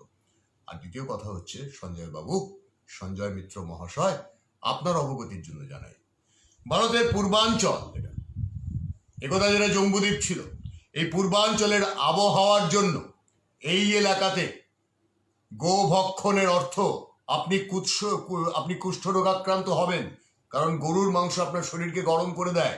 যে কারণে সমাজপতিরা বিধান দিয়েছিলেন, বৈজ্ঞানিক কারণে এই অঞ্চলে কিন্তু গোভক্ষণ নিষিদ্ধ ছিল। সেটার জন্য আপনাকে এই তথ্যটা না জানালেও চলতো। আমি জানি যে হ্যাঁ, অবশ্যই একসময় নিশ্চয়ই খাওয়া হতো গরুর মাংস, বাছুরের মাংস, এ নিয়ে কোনো সন্দেহ নেই। কিন্তু সেটা কোথায়? যেখানে ঠান্ডা পড়ে, যেখানে আবহাওয়া অন্যরকম, প্রকৃতি অন্যরকম, সেখানে, এখানে নয়। অর্থাৎ এই জায়গাটার ক্ষেত্রে আপনি যে রাজেন্দ্র লাল মিত্রের কথা বললেন, এরকম বহু মানুষ তো ছিলেন। ইয়ং বেঙ্গলদের কথা আপনাকে বলি, জানিয়ে দিই যে ডিরোজিওর শিষ্য যারা ছিল, তারা বাড়িতে বাড়িতে গরুর হাড় ছুঁড়ে মারতো। শুনুন, সেই সময়টা কিন্তু পেরিয়ে এসছে আমরা 200 বছর আগে। 200 বছর পরেও যদি আমাদের ধর্মতলার মোড়ে দাঁড়িয়ে গরুর মাংস খেয়ে প্রমাণ করতে হয় যে আমি তথাকথিত সেকুলার, কিন্তু শুকরের মাংসটা আমি খেতে যদি না পারি বা খাওয়াতে না পারি, তাহলে কিন্তু আবার ওই মানবের কথায় ইস্যু ভিত্তিক প্রতিবাদ হয়ে দাঁড়ায়। সেই ক্ষেত্রে আমি দুটো ছোট কথা বলি। সুতরাং আপনার জ্ঞান আছে নিঃসন্দেহে, কিন্তু ওই যে বললাম, ভাট বকবেন না, ঠিক বলেছেন, আমরা ভাটের কাজই করছি। বক্তব্য হলো যে যদি কালীপ্রসন্ন সিংহের মহাভারত আমরা দেখি, তাতে একদম নিচে ফুটনোটে ওনারা উল্লেখ করে দিচ্ছেন কলিকালে নিষিদ্ধ বলে। আচ্ছা, কলিকালে গোমাংস খেলেই আপনি অহিন্দু হয়ে যাবেন, গোমাংস না খেলে হিন্দু থাকবেন, এই রকম দুর্বল ধর্মভাবনা আমাদের দেশে নেই। কাজে আমি এটা বিশ্বাস করি, গোমাংস খাওয়া না খাওয়ার সঙ্গে হিন্দুত্ব থাকা না থাকার কোনো সম্পর্ক নেই। কিন্তু একটা ব্যাপার আছে, সেটা হলো যে ধরুন হাতের এই দিকটা এঁটো নয়, আর হাতের এই দিকটা এঁটো। এটা আমাদের বাড়ির মায়েরা তো জানেন। একটা ফ্রিজ, তার ওপরের তাকটা আমিষ, মাঝেরটা আমিষ নয়, আবার তলার তাকটা আমিষ। তাদের সঙ্গে তর্ক করে আমরা পারি না। কিন্তু বক্তব্য একটাই, যে দীর্ঘকাল ধরে, ধরুন প্রায় অন্তত 1000-এর ওপর বছর হয়ে গেল, 1000-এর ওপর বছর ধরে আমরা এই সংস্কারের বিশ্বাস এসে পৌঁছেছি যে এই কাজটা আমাদের সংস্কৃতির পরিপন্থী। আপনি নিশ্চয়ই জানেন যে দক্ষিণ ভারতের নার্নিয়ার নামবুদ্রি যে ব্রাহ্মণ সম্প্রদায়, তারা সম্পূর্ণ নিরামিষাশী। তাদের যে বিবাহ উৎসব যদি দেখেন, তাদের বিবাহ উৎসবে একটা মাছ ধরতে হয়, একটা মাছ নিয়ে যেতে হয়, জাল নিয়ে যেতে হয়, মাছ লাগে, জাল লাগে। তাহলে সম্পূর্ণ নিরামিষাশী একটি সম্প্রদায়, তারা মাছটা খান না, তারা তবু মাছটা নিয়ে যান কেন? কারণ তারা বাংলাদেশ থেকে অভিবাসী হয়েছিলেন, তারা বাঙালি ব্রাহ্মণ ছিলেন, তারা মাছ খেতে অভ্যস্ত হয়েছিলেন। তারপরে বহু শত বছর পেরিয়েছে। আজকে যদি আমরা সেই নামবুদ্রি ব্রাহ্মণদের সামনে গিয়ে, আমি বা আপনি গিয়ে একবার জানাতে পারি যে আপনি বিবাহ উৎসবে এই মাছটি ভক্ষণ করুন, কারণ আপনার পূর্বপুরুষ এই মাছ ভক্ষণ করেছে, সেটা কি সংস্কৃতির পরিপন্থী হবে না? হবে। কারণ বিগত কমপক্ষে 700 বছর ধরে তারা ওই সংস্কৃতিকে আত্মস্থ না করে ভিন্ন সংস্কৃতিকে গ্রহণ করেছেন। আজকে পরিস্থিতিটা সেখানেই দাঁড়িয়ে আছে। বিগত ধরুন 1000 বছর ধরে ভারতবর্ষ যে ভাবনাটাকে গ্রহণ করতে চেয়েছে, আজকে ইসলাম, ইসলামের যারা প্রাক আরব অবস্থান, অর্থাৎ যে মুহূর্ত থেকে ইসলামের অবস্থান আসেনি তার আগে তারা তো শুকর ভক্ষণ করতেন, তাহলে হযরত মুহাম্মদ কেন বারণ করলেন? তার নির্দিষ্ট কারণ আছে। সে কারণটার পিছনে সেই সমাজ অবস্থান, কৃমি সমস্যা ইত্যাদিগুলোকে দেখতে হবে, যে কেন একটা পরিস্থিতি তৈরি হচ্ছে। হযরত মুহাম্মদের মতো অত প্রজ্ঞাবান, অত অসাধারণ একজন মানে মহাপুরুষ কি জানতেন না যেটা প্রাণীর মাংস গ্রহণ করা না করার সঙ্গে ইসলামের সম্পর্ক নেই, যেমন গোবৎস খাওয়ার সঙ্গে হিন্দু ধর্মের সম্পর্কটা নেই, কিন্তু কোনখানে আছে? যে মুহূর্তে একটা জাতির সংস্কৃতি তার জীবনযাত্রার সঙ্গে সংযুক্ত হয়। আমি এখনো পর্যন্ত কখনো পারবো না আমার বাবার সামনে সিগারেটটা খেতে, আমার ছাত্রটি পারবে না আমাকে ইউ মানব বলে কল করতে, কারণ আমাদের সংস্কৃতি একটা ভিন্ন মাত্রা শিক্ষা দেয়। এখানে বক্তব্যটা সুপ্রিয়দার কিন্তু ঠিক এইখানেই ছিল, যে যেটা আমাদের সংস্কৃতি দীর্ঘদিন ধরে গ্রহণ করতে চাইছে না, খুব দরকার আছে কি, খুব প্রয়োজন আছে কি? অকারণ এটার মাধ্যমে কোনো আলাদা করে প্রগতিশীলতা প্রমাণিত হয়? আমি একটি ধর্মপ্রাণ মুসলিমের সামনে গিয়ে শুকর মাংস খেয়ে যদি প্রমাণ করি আমি অত্যন্ত প্রগতিশীল ইসলাম, তিনি খুব যন্ত্রণা পাবেন, তিনি কষ্ট পাবেন, তিনি বলবেন যে ভাই বা বাবা এর কোনো প্রয়োজন ছিল? তুই তো না করলেও পারতে। আজকে প্রকাশ্য জায়গায় দাঁড়িয়ে খুব সাধারণ অনেক মানুষ আছেন, আমার মারা আছেন, আপনার মায়েরা আছেন, আপনি খুব চিন্তা শক্তি আমাদের আছে, কিন্তু আপনি আমার বাবাকে, আমার মাকে এইটা বলে একটা বিফ স্যান্ডউইচ খাওয়াতে পেরে উঠবো কি? উচিত হবে কি? মনে হয় উচিতটা হবে না। এই ঔচিত্য বোধটা যেন আমাদের থাকে, যেন আঘাত করার আগে একটু ভাবি। ব্যাপারটা আরেকটা জিনিস আছে, সেটা কি জানেন তো? শিক্ষার সম্পূর্ণতা পায় তখনই যখন সেই শিক্ষা প্রজন্মের পর প্রজন্ম ধরে বৃদ্ধিপ্রাপ্ত হয়। আর যদি সেটা না হয়, আমাকে যদি বাইরে থেকে ওই স্বদেশের ঠাকুর ফেলিয়া বিদেশের কুকুর পূজা করিতে হয়, তাহলে সমস্যা হবেই। ঠিক যেরকম ভাবে আপনি প্রশ্নটি করলেন, আপনার একটা ফোন বারবার আসার চেষ্টা করছে, সে বুঝতে পারছে না যে ফোনটা আপনি নিচ্ছেন না মানে তাকে এখন পাওয়া যাবে না, কিন্তু সে করেই যাবে। এইগুলো হচ্ছে এক ধরনের অসহিষ্ণুতা। চলুন যাই যুদ্ধক্ষেত্রের ছবি দেখিয়ে একজনের নামটা জেনে নিই। অ্যাভেট অ্যাডন্স, তিনি কে? আর্মেনিয়ার উপ প্রতিরক্ষা মন্ত্রী। এই ডেভিড অ্যাডন্স কি বলছেন? এটা যুদ্ধক্ষেত্রের ছবি। আর্মেনিয়া আজারবাইজানের মধ্যে যুদ্ধ হচ্ছে, আপনারা জানেন। এই যুদ্ধক্ষেত্রে তিনি বলছেন যে আমরা হাতে গরম প্রমাণ আমাদের এসে গেছে। বিভিন্ন সংবাদ মাধ্যম আমাদের জানাচ্ছে যে তুরস্ক হয়ে পাকিস্তানের সেনাবাহিনী তারা এসে পড়েছে, যুদ্ধ করবে আজারবাইজানের হয়ে, এবং তারা যুদ্ধক্ষেত্রে ঢুকে পড়েছে। আমরা 2 দিনের মধ্যে সেটা প্রমাণ দিয়ে দেব। গপ্পটা কি দাঁড়ালো? খিলাফত আন্দোলন। স্বাধীনতা ইতিহাসের খিলাফত আন্দোলন মনে আছে আপনাদের? নতুন করে খিলাফত আন্দোলন শুরু হয়েছে। খলিফা আসছেন, নতুন খলিফা। আবার মনে করি নামটা কি? Recep Tayyip Erdogan. ইচ্ছে আছে কয়েকদিনের মধ্যেই একজন সমর বিশেষজ্ঞকে নিয়ে এই বিষয়ে আরো বিশদ জানাতে আপনাদের লাইভ স্টুডিওতেই। চলুন যাবো এবারে আর্মেনিয়ার যুদ্ধক্ষেত্র নিয়ে একটা ছোট প্রশ্ন আছে আমাদের সকলের প্রতি, মানে আমারও প্রতিও আর কি। আর্মেনিয়া, আজারবাইজান, যদি আমরা কেউ এক চান্সে ওই দেশের একটা শহরের বা একটা কিছু নাম বলতে পারি না, তাহলে কিন্তু আমি একদম একসঙ্গে 500 টাকা দেবো। কিন্তু যে দেশটাকে আমি চিনি না, যে দেশের সংকটটাকে আমি জানি না, কোনো কিছু জানি না, না জেনে এতদিন আজারবাইজানের অর্থনৈতিক উন্নতির জন্য কোন কোন দেশ থেকে কি কি সাহায্য গেছে আমরা সেই নিয়ে সম্ভবত তথ্য পাবো কি পাবো না জানি না। এবং আমাদের প্রতিবেশী, আমাদের ঘনিষ্ঠ বন্ধু সদরাকে কোট করছি, আমাদের ঘনিষ্ঠ বন্ধু যে দেশটি, সেই আজারবাইজানে কি কি অর্থনৈতিক সাহায্যে এর আগে পাঠিয়েছেন তারা, সেটাও আমরা জানি না। কিন্তু এই খবরটা আমরা পেলাম যে আজকে যখন দুটি দেশ এটি ভূখণ্ডকে নিয়ে সংকটের মুখোমুখি, 1982 থেকে যে সংকটটা চলছে, যে ভূখণ্ড নিয়ে দুদেশের বিরোধ, সেই ভূখণ্ড নিয়ে সংকটের মুখোমুখি তখন একটি বিশেষ দেশকে সেনা সাহায্য দেওয়া হচ্ছে, তার কারণটা রাষ্ট্রনৈতিক নয়, তার কারণটা অর্থনৈতিক নয়, তার কারণটা সামাজিক নয়, তার কারণটা একমাত্র প্রচ্ছন্ন।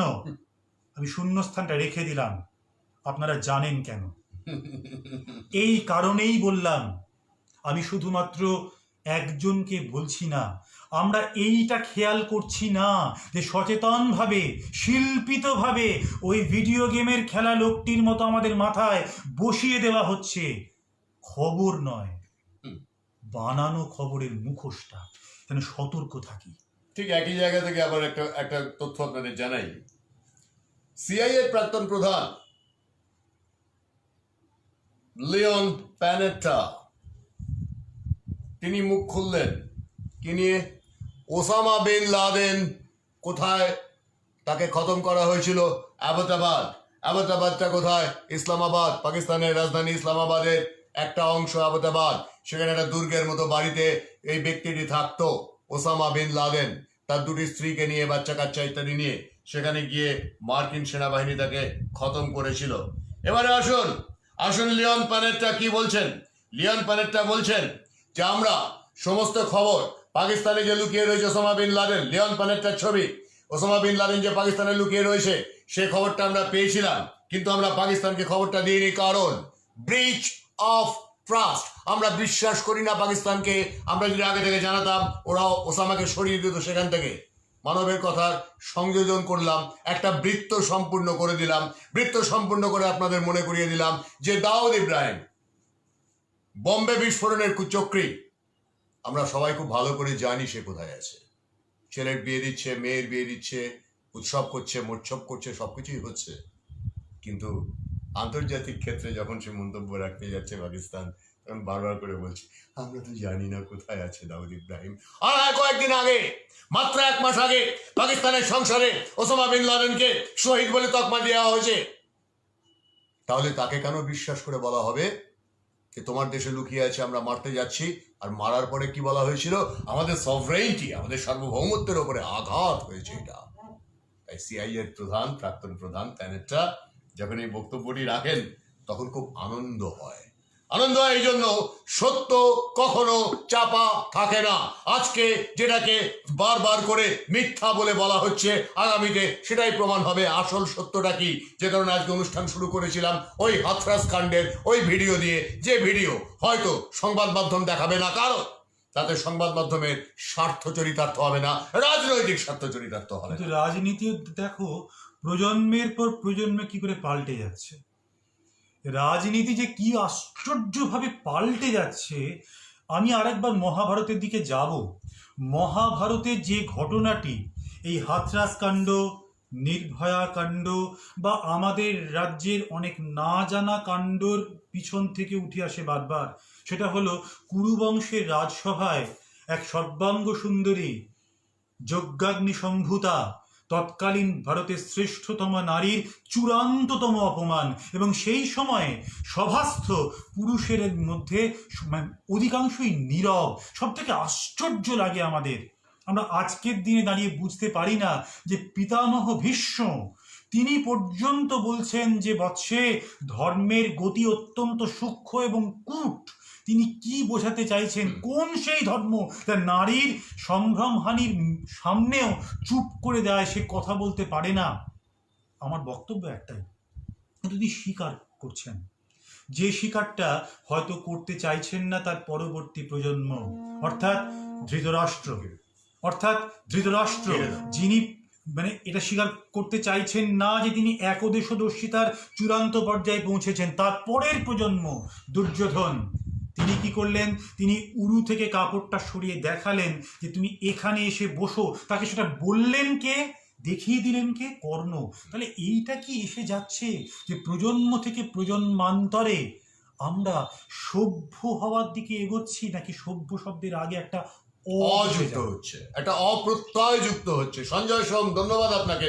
সঞ্জয় বাবু এসছেন এবং একটা দুর্দান্ত মন্তব্য করেছেন, উনি লম্বা করে পরিষ্কার বলেছেন অথর্ব বেদ থেকে শুরু করে প্রত্যেকটা বেদে কেন গো হত্যা নিষিদ্ধ করা হয়েছে, কেন গোমাংস ভক্ষণের বিরুদ্ধে কথাবার্তা বলা হয়েছে এবং তার প্রত্যেকটি কারণ ব্যাখ্যা করে দিয়েছেন। যিনি সমালোচনা করেছিলেন, যিনি আমাকে বলেছিলেন ভাট বকবেন না, সেই মিশ্রবাবু আপনাকে অনুরোধ করব একটু পড়ে দেখবেন, একটু পড়ে দেখবেন এবং মাথায় রাখবেন যে আপনার জানাটাই শেষ জানা নয়। আর মাথায় রাখবেন আমরা প্রায় 12-13 হাজার বছরের একটা সংস্কৃতির ধারক বাহক, অত সহজে আমাদের টলানো যায় না। পেটে বিদ্যেটা লাগে, সব থেকে বড় কথা শিকড়টা দরকার হয়ে পড়ে। চলুন এক্ষেত্রে- ব্রাসেলসে নিয়ে যাবো, একটা খবর দেব, হ্যাঁ। দরকারি খবর। ডেলফিন বোয়েল 1968 সালে জন্মেছিলেন এক নারী। তিনি বেলজিয়ামের প্রাক্তন রাজা, আবার বলি ডেলফিন বোয়েল জন্মেছিলেন 1968 সালে বেলজিয়ামের প্রাক্তন রাজা কিং অ্যালবার্ট II। তার বিবাহ বহির্ভূত সম্পর্ক, সঞ্জাত কন্যা, সেইভাবে ডিএনএ টেস্টের মাধ্যমে নিজের পিতৃ পরিচয় এত বছর পর তিনি জানতে পারলেন। 68 সালে জন্মেছেন মানে তার এখন 52 বছর বয়স। তিনি প্রিন্সেস অফ বেলজিয়াম তকমা পেলেন। অর্থাৎ যে রাজা এতদিন স্বীকার করেননি যে আমার মেয়ে নয়, সে রাজাকে আজকে স্বীকার করতে হলো যে আমার কন্যা, তাকে রাজকন্যার তকমা দেওয়াও হলো। এই ডেলফিন বোয়েলের ছবি এবং সঙ্গে বেলজিয়ামের কিং অ্যালবার্ট II তাঁরও ছবি। দেখুন, সত্য গোপন করা যায় না, সত্য গোপন করা যায় না। আবার হ্যাঁ, এ কথাটাও সত্য যে সত্যকে গোপন করতে গেলে অনেক চেষ্টা করতে হয়। আর মিথ্যা, একটা মিথ্যা বললে অসংখ্য মিথ্যা তারে পরপর বলে যেতে হয়। কিন্তু একটা সত্যের একটাই শরীর, তার শরীরকে বারবার ভাঙতে হয় না, প্রয়োজন পড়ে না। এক্ষেত্রে আমি আরেকটা বিষয় বলবো একটুখানি সামান্য। সেটা হলো এরকম যে আমরা যে সমাজের অংশ, যে সমাজের অংশীদার, সেই সমাজ এটা বিশ্বাস করে যে বিরোধিতার মধ্যেও একটা সভ্যতা এবং শালীনতা থাকবে। অর্থাৎ আমরা যে সমাজের অংশীদার, সেই সমাজে একই সঙ্গে ব্রাহ্মণ্যবাদ, পুরাণবাদ, ব্রহ্মবাদ, বৌদ্ধবাদ, জৈনবাদ, আজীবক সম্প্রদায়, কাশ্যপ সম্প্রদায় এবং চার্বাকবাদ, অর্থাৎ যারা না ঈশ্বরে বিশ্বাস করে, এরা একসঙ্গে থেকেছেন, প্রতিবাদটা জানিয়েছেন। এই সমাজে আমরা ছিলাম। যে ছবি আমরা এখানে আমাদের সুপ্রিয়দার হাতে দেখলাম, কি আশ্চর্য ব্যাপার! একটি দেশ, সে দেশের প্রধান যিনি মানুষ, অর্থাৎ যিনি সর্বজনমান্য মানুষ, তার সন্তানের জন্মরহস্য উন্মোচিত হয়ে প্রকাশ্যে আসছে, কিন্তু সেটা গোপন করা হচ্ছে না এবং তাতে কোনো অভব্যতা, অভদ্রতা নেই। আমার আপনার মতের বিরুদ্ধতা থাকতে পারে, আমার জানার সীমাবদ্ধতা থাকতেই পারে, আমি আপনার ভাবনার থেকে অনেক কম জানতেই পারি, আমি আপনার মন্তব্যে, আমি আপনার বক্তব্যে সমৃদ্ধ হব, কিন্তু আহত যদি হতে থাকি তখন কিন্তু এইটা আমাদের মনে রাখতেই হবে যে একেবারে ন্যূনতম ক্ষমতা সম্পন্ন প্রাণীরও প্রত্যাঘাত করার অধিকারটা থাকে। ইংরেজিতে একটা কথা আছে, ইভেন আ ওয়ার্ম টার্নস ব্যাক। তো এক্ষেত্রে আমার একটা কথা কেন জানি না মনে হয়, তথাকথিত জোর করে চাপিয়ে দেওয়া সেকুলারিজম, তথাকথিত জোর করে চাপিয়ে দেওয়া সোশ্যালিজম, তথাকথিত জোর করে বদলে দেওয়া ইতিহাস, তথাকথিত আমাদের এই সমাজ ব্যবস্থার মূল শিকড়টাকে কেটে দেওয়ার চেষ্টা, তথাকথিত বছরের পর বছর ধরে স্বাধীনতা পূর্ববর্তী সময় থেকে আজ পর্যন্ত বারবার করে ভারতের শাশ্বত ভারতাত্মাকে আক্রমণ করা এবং অপমান করা, তার সীমা লঙ্ঘিত হয়েছে, তার সীমা লঙ্ঘিত হয়েছে। তাই ইলাস্টিককে টেনে আপনি যতই লম্বা করার চেষ্টা করুন, তার একটা সময়সীমা থাকে, তারপরে সে ছিঁড়ে যায়। এবার ছিঁড়ে যাচ্ছে। এইবারে একখান প্রশ্ন থাকলো, আচ্ছা এটা বলুন তো যে 19 শতকের ইতিহাসে যাবতীয় সভ্যতা, প্রাচীন সভ্যতার বয়সটা 5000-এর ওদিকে নয় কেন? প্রাচীন মিশর সভ্যতা, তার বয়স কত? 5000। মেসোপটেমিয়া, ব্যাবিলনীয় সভ্যতা, তার বয়স কত? ওই গড়ে ওই 5000। 5000-এর ওদিকে যাওয়া যাবে না। সিন্ধু সভ্যতা, তারও বয়স ওই 4.5 থেকে 5। আজটেক সভ্যতা, তারও বয়স 4.5 থেকে 5। কারণটা হলো ওল্ড টেস্টামেন্টের যে ঘটনা তারও আনুমানিক সময় 5.5 4 থেকে 5। তাহলে ইতিহাস যা হয়েছে তেমনটা যে আমাদের সামনে আসেনি।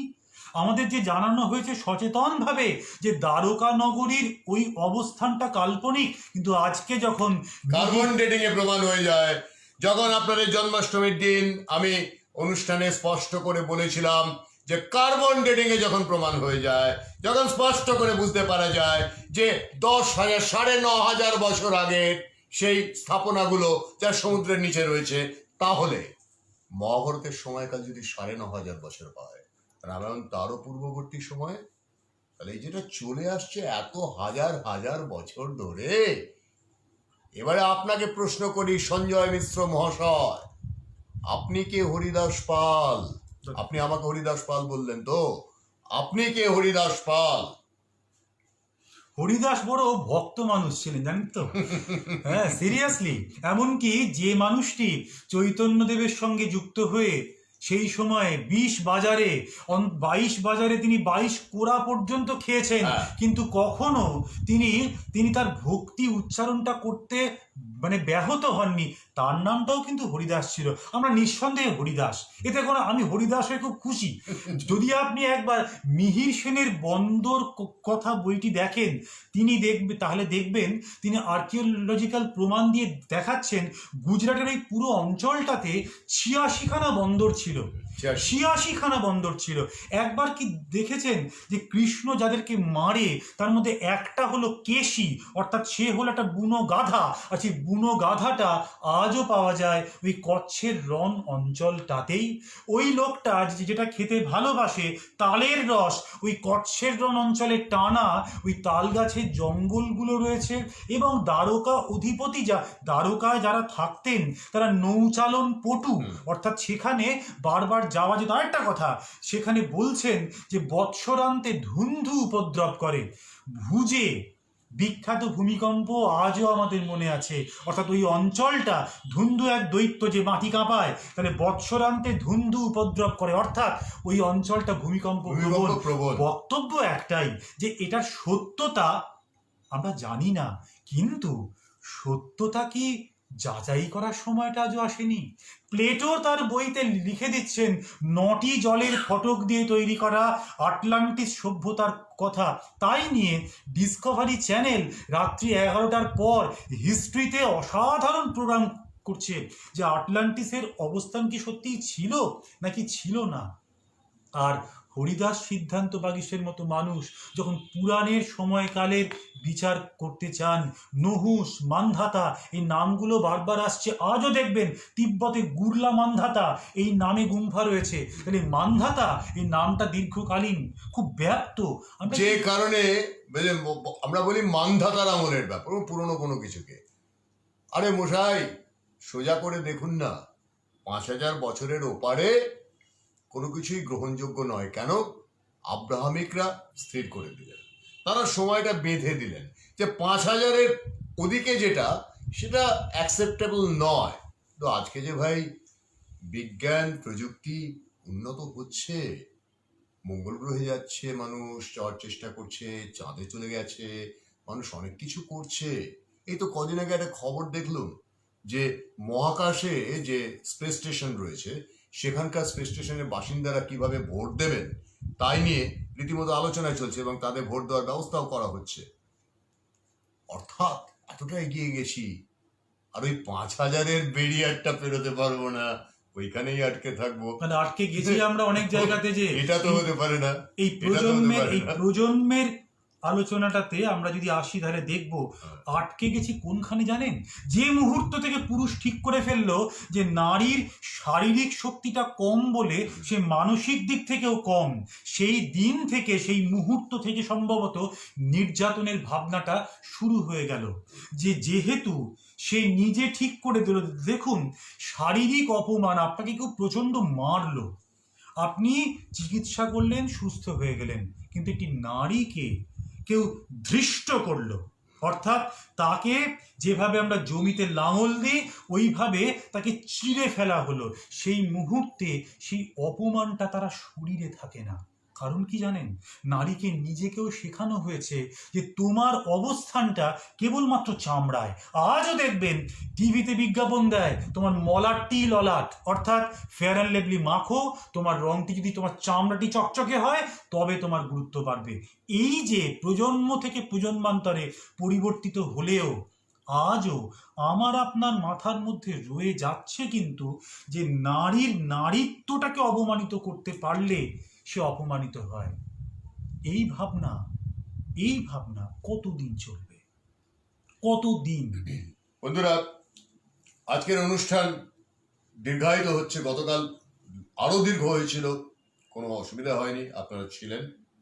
আপনারা যদি চান চিহ্ন দিয়ে জানান, দীর্ঘায়িত আরেকটু হতে পারে। আরেকটি কথা, মানব যে খুব অসাধারণ একজন শিল্পী সেটা আপনারা জানেন। সে খুব ভালো গান গায়, গান নিজের সুর দেয় এবং সঙ্গীতের সঙ্গে তার দীর্ঘদিনের সম্পর্ক, একদম আশৈশব সম্পর্ক বলতে পারা যায়। সে খুব গর্বের, আমাদের খুব গর্বের মানুষ। তো মানবের গানও আপনারা শুনতে চাইলে শুনতে পারেন, অবশ্যই শুনতে পারেন যদি আপনারা শুনতে চান। চিহ্ন দিয়ে জানান। এখানে কৃষ্ণেন্দু ব্যানার্জি লিখেছেন পিরামিড নিয়ে মানববাবু যদি একটু আলোকপাত করেন। এখানে অনেকেই অনেক কথা লিখছেন, পরবর্তীকালে আমরা সেগুলোর উত্তর দেওয়ার চেষ্টা করব। মানবকে অনুরোধ করব উত্তর দেওয়ার, মানব যদি উত্তর দিতে পারে। কিছু কিছু ক্ষেত্রে কোন পিরামিড? পিরামিড কিন্তু একাধিক রকমের আছে।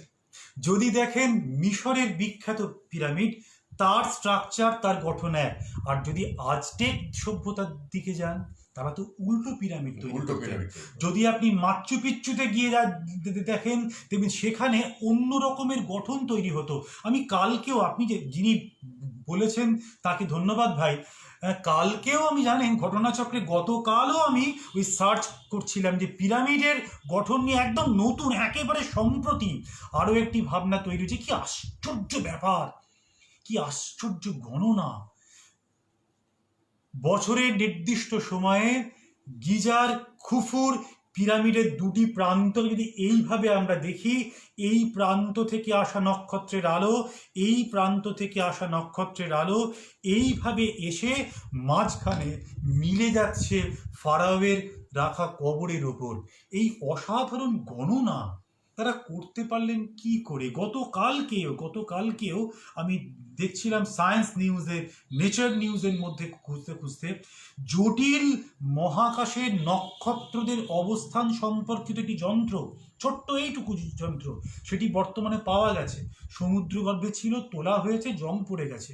কিন্তু ওই যন্ত্রের গণনা, বক্তব্য একটাই, বক্তব্য হলো যে আমাদের জানা যে ইতিহাস, কি জানেন তো, আপনি তখনই কৌতূহলী থাকবেন যখন আপনি এটা বিশ্বাস করবেন আপনি জানেন না, তখন আপনার জানার ইচ্ছেটা তৈরি হবে। আর যখন আমার মাথার মধ্যে এটা থাকবে যে আমি অমুকটা জানি বা অমুকটা শুনেছি, অমুকটাই একমাত্র, তাহলে আমরা ভাই এই মোবাইল ফোনের জগতে এসে পৌঁছতে পারতাম না। আমরা চিরকাল বিশ্বাস করেছি এইটা নিয়ে যে আমরা সবটা জানি না, আমরা জানার চেষ্টাটা করব। যদি আগামী দিন আমাদের না জানা থাকে, আমার ফেলে আসা দিনটাও কিন্তু ভালো করে জানি, সেটা কিন্তু ভালোভাবে জানার চেষ্টা করে দেখি না যে কেমন করে আমাদের ভারতবর্ষের ওই অসাধারণ গঠন, কোণার্কের সৌধগুলি, হাম্পির অনবদ্য স্ট্রাকচার, দক্ষিণ ভারতের অনবদ্য মূর্তি, যা নাকি বিশ্বকর্মা সম্প্রদায় বানিয়েছেন। বিশ্বকর্মা তো একজন দেবতা না, তিনি শিল্পী সম্প্রদায়, তারা শিল্পী সম্প্রদায়। যেরকম একটা শিল্পী সম্প্রদায় ম্যাকিনটশ বার্ন, তারা জোড়াসাঁকো ঠাকুর বাড়ি বানাচ্ছে, তারা টাউন হল বানাচ্ছে, তারা বর্ধমানের রাজবাড়ি বানাচ্ছে। আজ থেকে 2000 বছর পরে যদি জোড়াসাঁকো ঠাকুর বাড়ি বা অন্যান্য ম্যাকিনটশ বার্নের তৈরি করা ব্যাপারগুলো তাকে বলা হবে যে অমুক দেবতা তারা ছিল, তাহলে ম্যাকিনটশ বার্নের নাম হয়ে যাবে, তারা একটা ওই সম্প্রদায়টাই হয়ে যাবে সেরকম। এটা বললাম এই জন্য যে অতীত ইতিহাসটাকে একটু ভালোভাবে না দেখতে পেলে কেন আজও ইউরোপের মানুষ ভারতবর্ষের আইকন বলতে ওই অপূর্ব মর্মর সৌধটিকেই একমাত্র বোঝে, কেন তারা কোণার্ক, খাজুরাহো, হাম্পির ওই অনবদ্য স্ট্রাকচারগুলিও বোঝে না একসঙ্গে? কেন কেন এই ইতিহাসটাকে, এই অনবদ্য গঠনগুলিকে সচেতনভাবে একটু গৌণ করে রাখা হয়? বক্তব্য একটাই, বক্তব্য হলো যে আমরা কুতুব মিনারের ওই অনবদ্য সৌন্দর্যকে দেখব, কিন্তু সঙ্গে সঙ্গে এটাও মনে রাখবো তারই নিচে ছোট আকারে হলেও ওই অনবদ্য অশোকের স্তম্ভটিও রয়েছে, যাতে আজও মরচে পড়েনি। যাতে ঠিক ওই রাজেন্দ্রলাল মিত্রের নাম মনে পড়লো, তার যে অনবদ্য বিবিধার্থ সংগ্রহ পত্রিকা, ওই বিদেশি পেনি ম্যাগাজিনের আদলে তৈরি প্রথম বাংলা সচিত্র পত্রিকা হলো ওই পত্রিকাটি, তিনি এর উল্লেখ আলাদা করে করেছিলেন। ব্রজেন্দ্রনাথ শীল তার যে হিন্দুর রসায়ন, সেই বইতে এই রহস্য সমাধান করতে চেয়েছিলেন। আমরা কি সেগুলোর পাতা উল্টে দেখব না? মানব, আপনার গান শোনার জন্য অনুরোধ এসছে, একটা ছোট্ট করে গান শুনিয়ে দিন তো। আধার হবে ক্ষয়, হবে ক্ষয় রে, ওহে বীর হে নির্ভয়। এ আধার হবে ক্ষয়, ছাড়ো ঘুম মেলো চোখ, অবসাদ দূর হোক, আশার অরুণালোক হোক অভ্যুদয় রে, ওহে বীর হে নির্ভয়। হবে জয়, হবে জয়, হবে জয় রে, ওহে বীর হে নির্ভয়। হবে জয়, হবে জয়, জয়ী প্রাণ চির প্রাণ, জয়ী রে আনন্দ গান, জয়ী প্রেম, জয়ী খেম, জয়ী জ্যোতির্ময় রে, ওহে বীর হে নির্ভয়। হবে জয়, হবে জয়। আনন্দম ওই শব্দে ফিরবো আবার। যদি প্রেমে বিশ্বাস করি, সহিষ্ণুতায় বিশ্বাস করি, যদি ধৃতে বিশ্বাস করি, যদি এটা বিশ্বাস করি যে আমরা অনেক লবণ ঘেটে পাওয়া গেছে সমুদ্রের ঘ্রাণ, ভালোবাসা আর ভালোবাসার সন্তান, এই স্বাদ গভীর গভীর, সত্যি করেই আমরা অনেকটা পেরিয়েছি। শক, হুন, পাঠান, মোগল বিলিয়ে এই ভারতের মৃত্তিকা বানিয়েছি। করোনায় কি করতে পারবে? মাইকেল ডায়ারকে সামলে দিলাম, টেগারকে সামলে দিলাম, তারা ওপেনলি গুলি করতো। আর একটা ছোট্ট ভাইরাসকে সামলাতে পারবো না? আর কয়েকটা দিন, কয়েকটা মাস, তারপরেই দেখবেন ওই করোর শেষে নাটা না কেটে হ্যাঁ করে ফেলবো। না, গান এখানেই শেষ হচ্ছে না, আরো দু একটা গান আমরা শুনবো, কারণ খুব একটা বেশি রাত্রি হয়নি, আগামীকাল রোববার আছে, ছুটির দিন আছে এবং আড্ডাটা চলছে। আমরা দেখুন, খেয়াল করে দেখুন, বিশ্ব সংবাদ বা জগৎ পরিক্রমার সঙ্গে সঙ্গেই কিন্তু আমরা যে বিষয়টা আজকে আলোচনার জন্য রাখা হয়েছিল, প্রজন্ম মূল্যবোধ বোঝে, প্রজন্ম মূল্যবোধ বোঝে। দেখা যাচ্ছে মহাভারতের উদাহরণ টেনে মানব যেটা বোঝালেন, বলতে চাইলেন যে একটা প্রজন্মের পর পরের প্রজন্মের ক্ষেত্রে আমরা প্রত্যাশাটা কি রাখি, আরো উন্নত হবে, তাই তো? এটাই প্রত্যাশা থাকে। মানব একটু আগে একটা কথা বলেছেন, দেখুন আমার অনেক দেশ ঘোরা, অর্থাৎ ভূয়দর্শিতার একটা প্রয়োজনীয়তা আছে। যে মেকলের কথা আপনারা জানেন, যার প্রচলিত শিক্ষা ব্যবস্থা চুইয়ে পড়া নীতি ইংরেজরা এখানে চালিয়েছিল। আপনারা অ্যালান অক্টাভিয়ান হিউমের নাম নিশ্চয়ই শুনে থাকবেন, আপনারা আবার ডেভিড হিউমের নামও হয়তো শুনে থাকবেন। ডেভিড হিউমের কতগুলো প্রবন্ধ ছিল, তার মধ্যে অন্যতম প্রধান প্রবন্ধটি হচ্ছে অফ ট্রাভেল।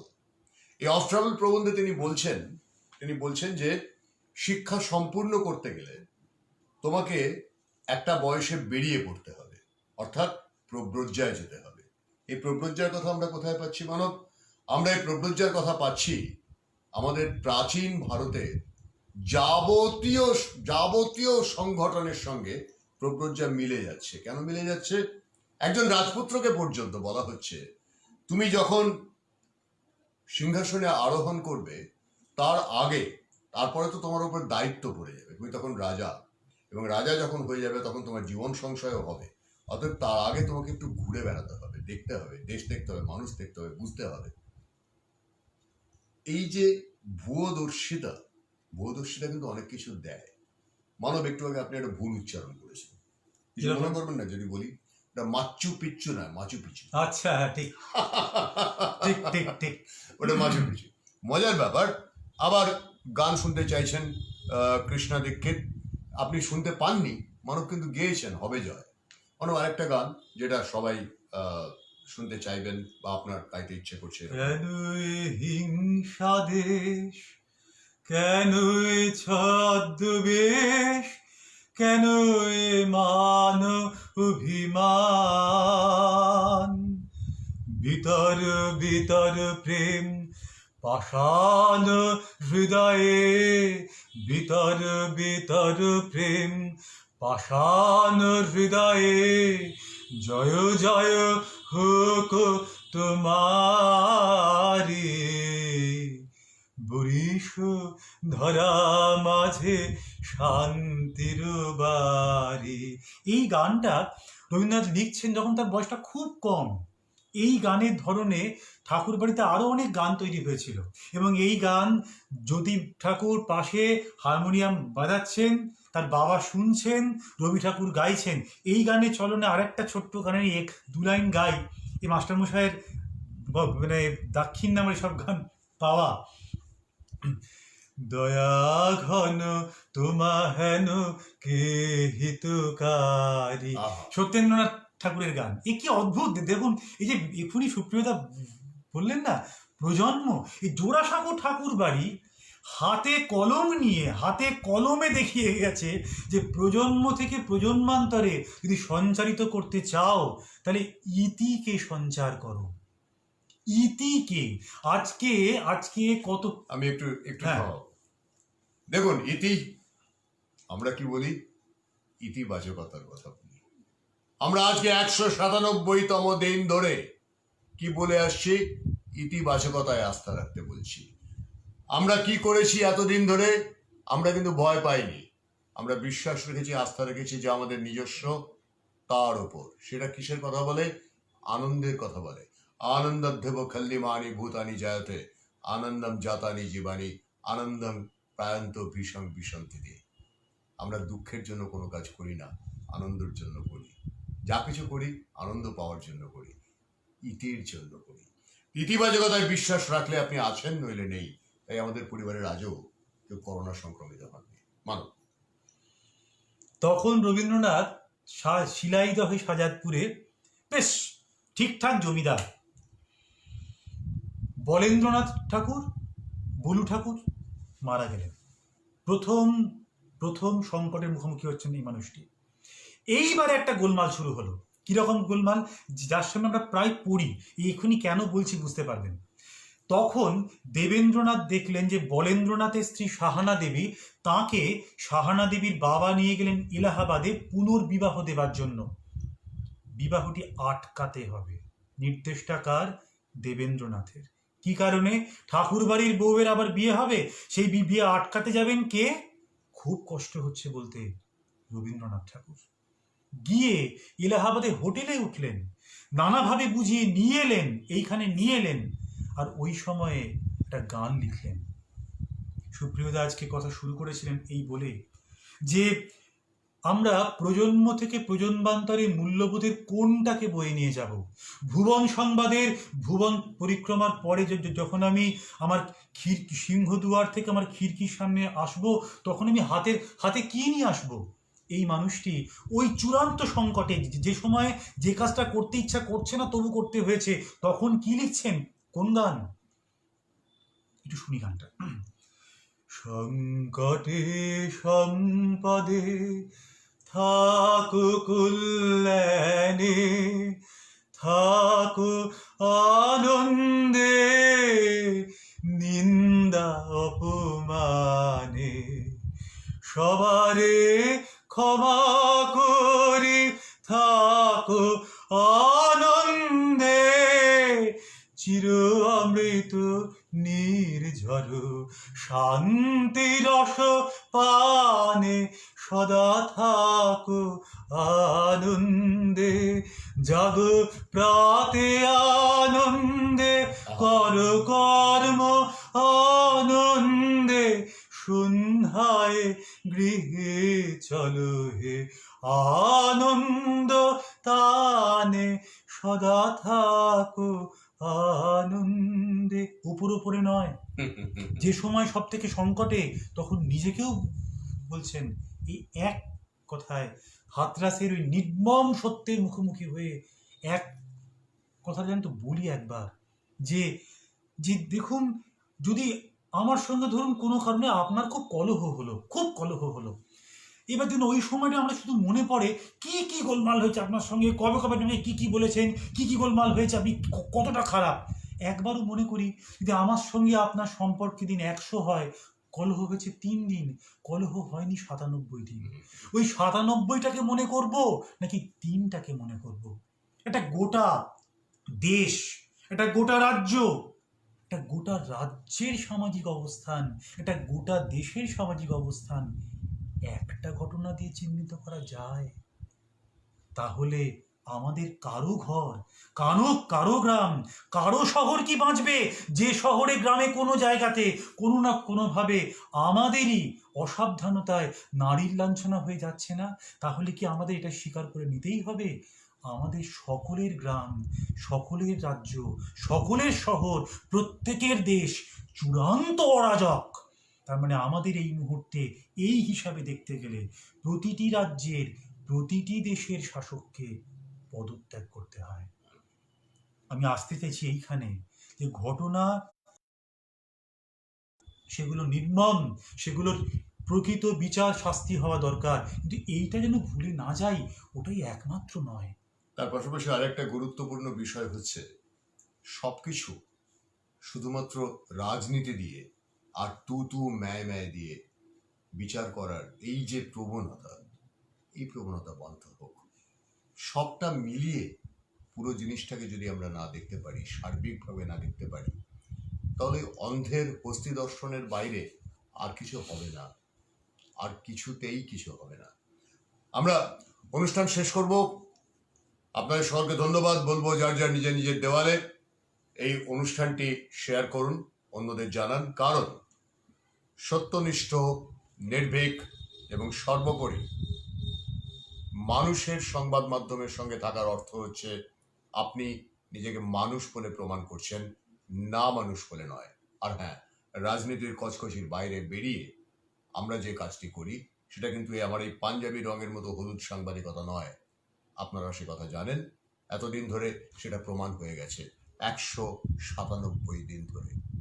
অনুরোধ থাকবে আপনাদের সকলকে, আপনাদের যার দেওয়ালে এই সংবাদ, আমাদের আজকের এই অনুষ্ঠানটি শেয়ার করার।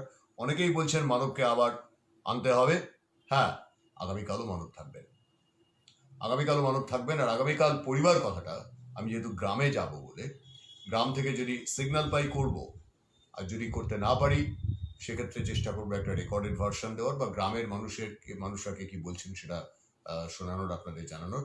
মানবের একটা অভ্যাস আছে, ও কোনো না কোনো একটা দিকে ঘাটটা হেলিয়ে থাকে। এটা হচ্ছে ঠাকুমার কাছ থেকে পাওয়া অভ্যাস।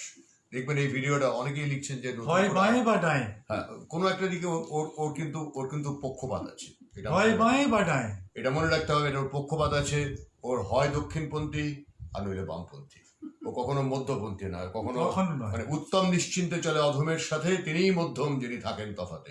তো ইনি তফাতে থাকেন না, ইনি সবসময় উত্তম অধমের সঙ্গে আছেন।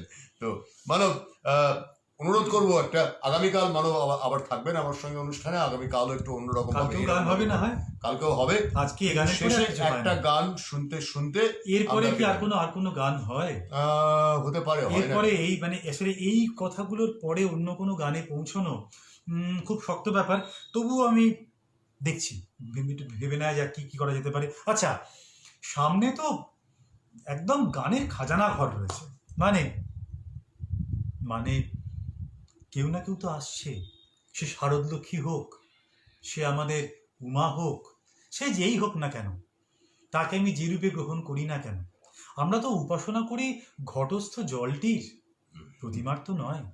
যিনি সর্বভূতস্থ, তিনি তো তিনি তো নিরাকার, তিনি নিরঞ্জন, তার রং নেই, আকার নেই। ইসলামে তাকেই বলা হয় নূর, আমরা বলি ব্রহ্ম, যা খুশি বলি। ওই জলাশয় থেকে জলটুকু নিয়ে আসি, দিয়ে তাকে শক্তিরূপে উপাসনা করি। ওপরে রাখি সশীর্ষ ডাব, ওই ডাব দিয়ে আমি আপনি, যার ভেতরে আছে জল মানে জীবন। উপাসনার পরে যার রং নেই, যার বর্ণ নেই, যার আকার নেই, তাকে নিরঞ্জন করি, আবার ভাসিয়ে দিই আবার। কাজে তিনি আসছেন তো, কাজে তার একটা গানের ছোট্ট অংশ দিয়ে শুরু করি। করোনা রয়েছে। মা আসেনি বলে আজও ফুল ফোটেনি লতায় গাছে, হে গিরিরাজ দেখে এসো। কবে মহালয়া গেছে। কৈলাসে মা কেমন আছে, আসেনি তার মায়ের কাছে, তত্ত্ব তলাশ দিনি মায়ের, তাই বুঝি মা অভিমানে না এসে তার মায়ের কাছে, ঘুরছে শ্মশানে মশানে, ক্ষীর নবনী লয়ে থালায়, কেঁদে ডাকে আয় মায়, যে কন্যা রে চায় ত্রিভুবন, যে কন্যা রে চায় ত্রিভুবন, তাকে ছেড়ে মা কি বাঁচে, হে গিরিরাজ দেখে এসো, কৈলাসে মা কেমন আছে,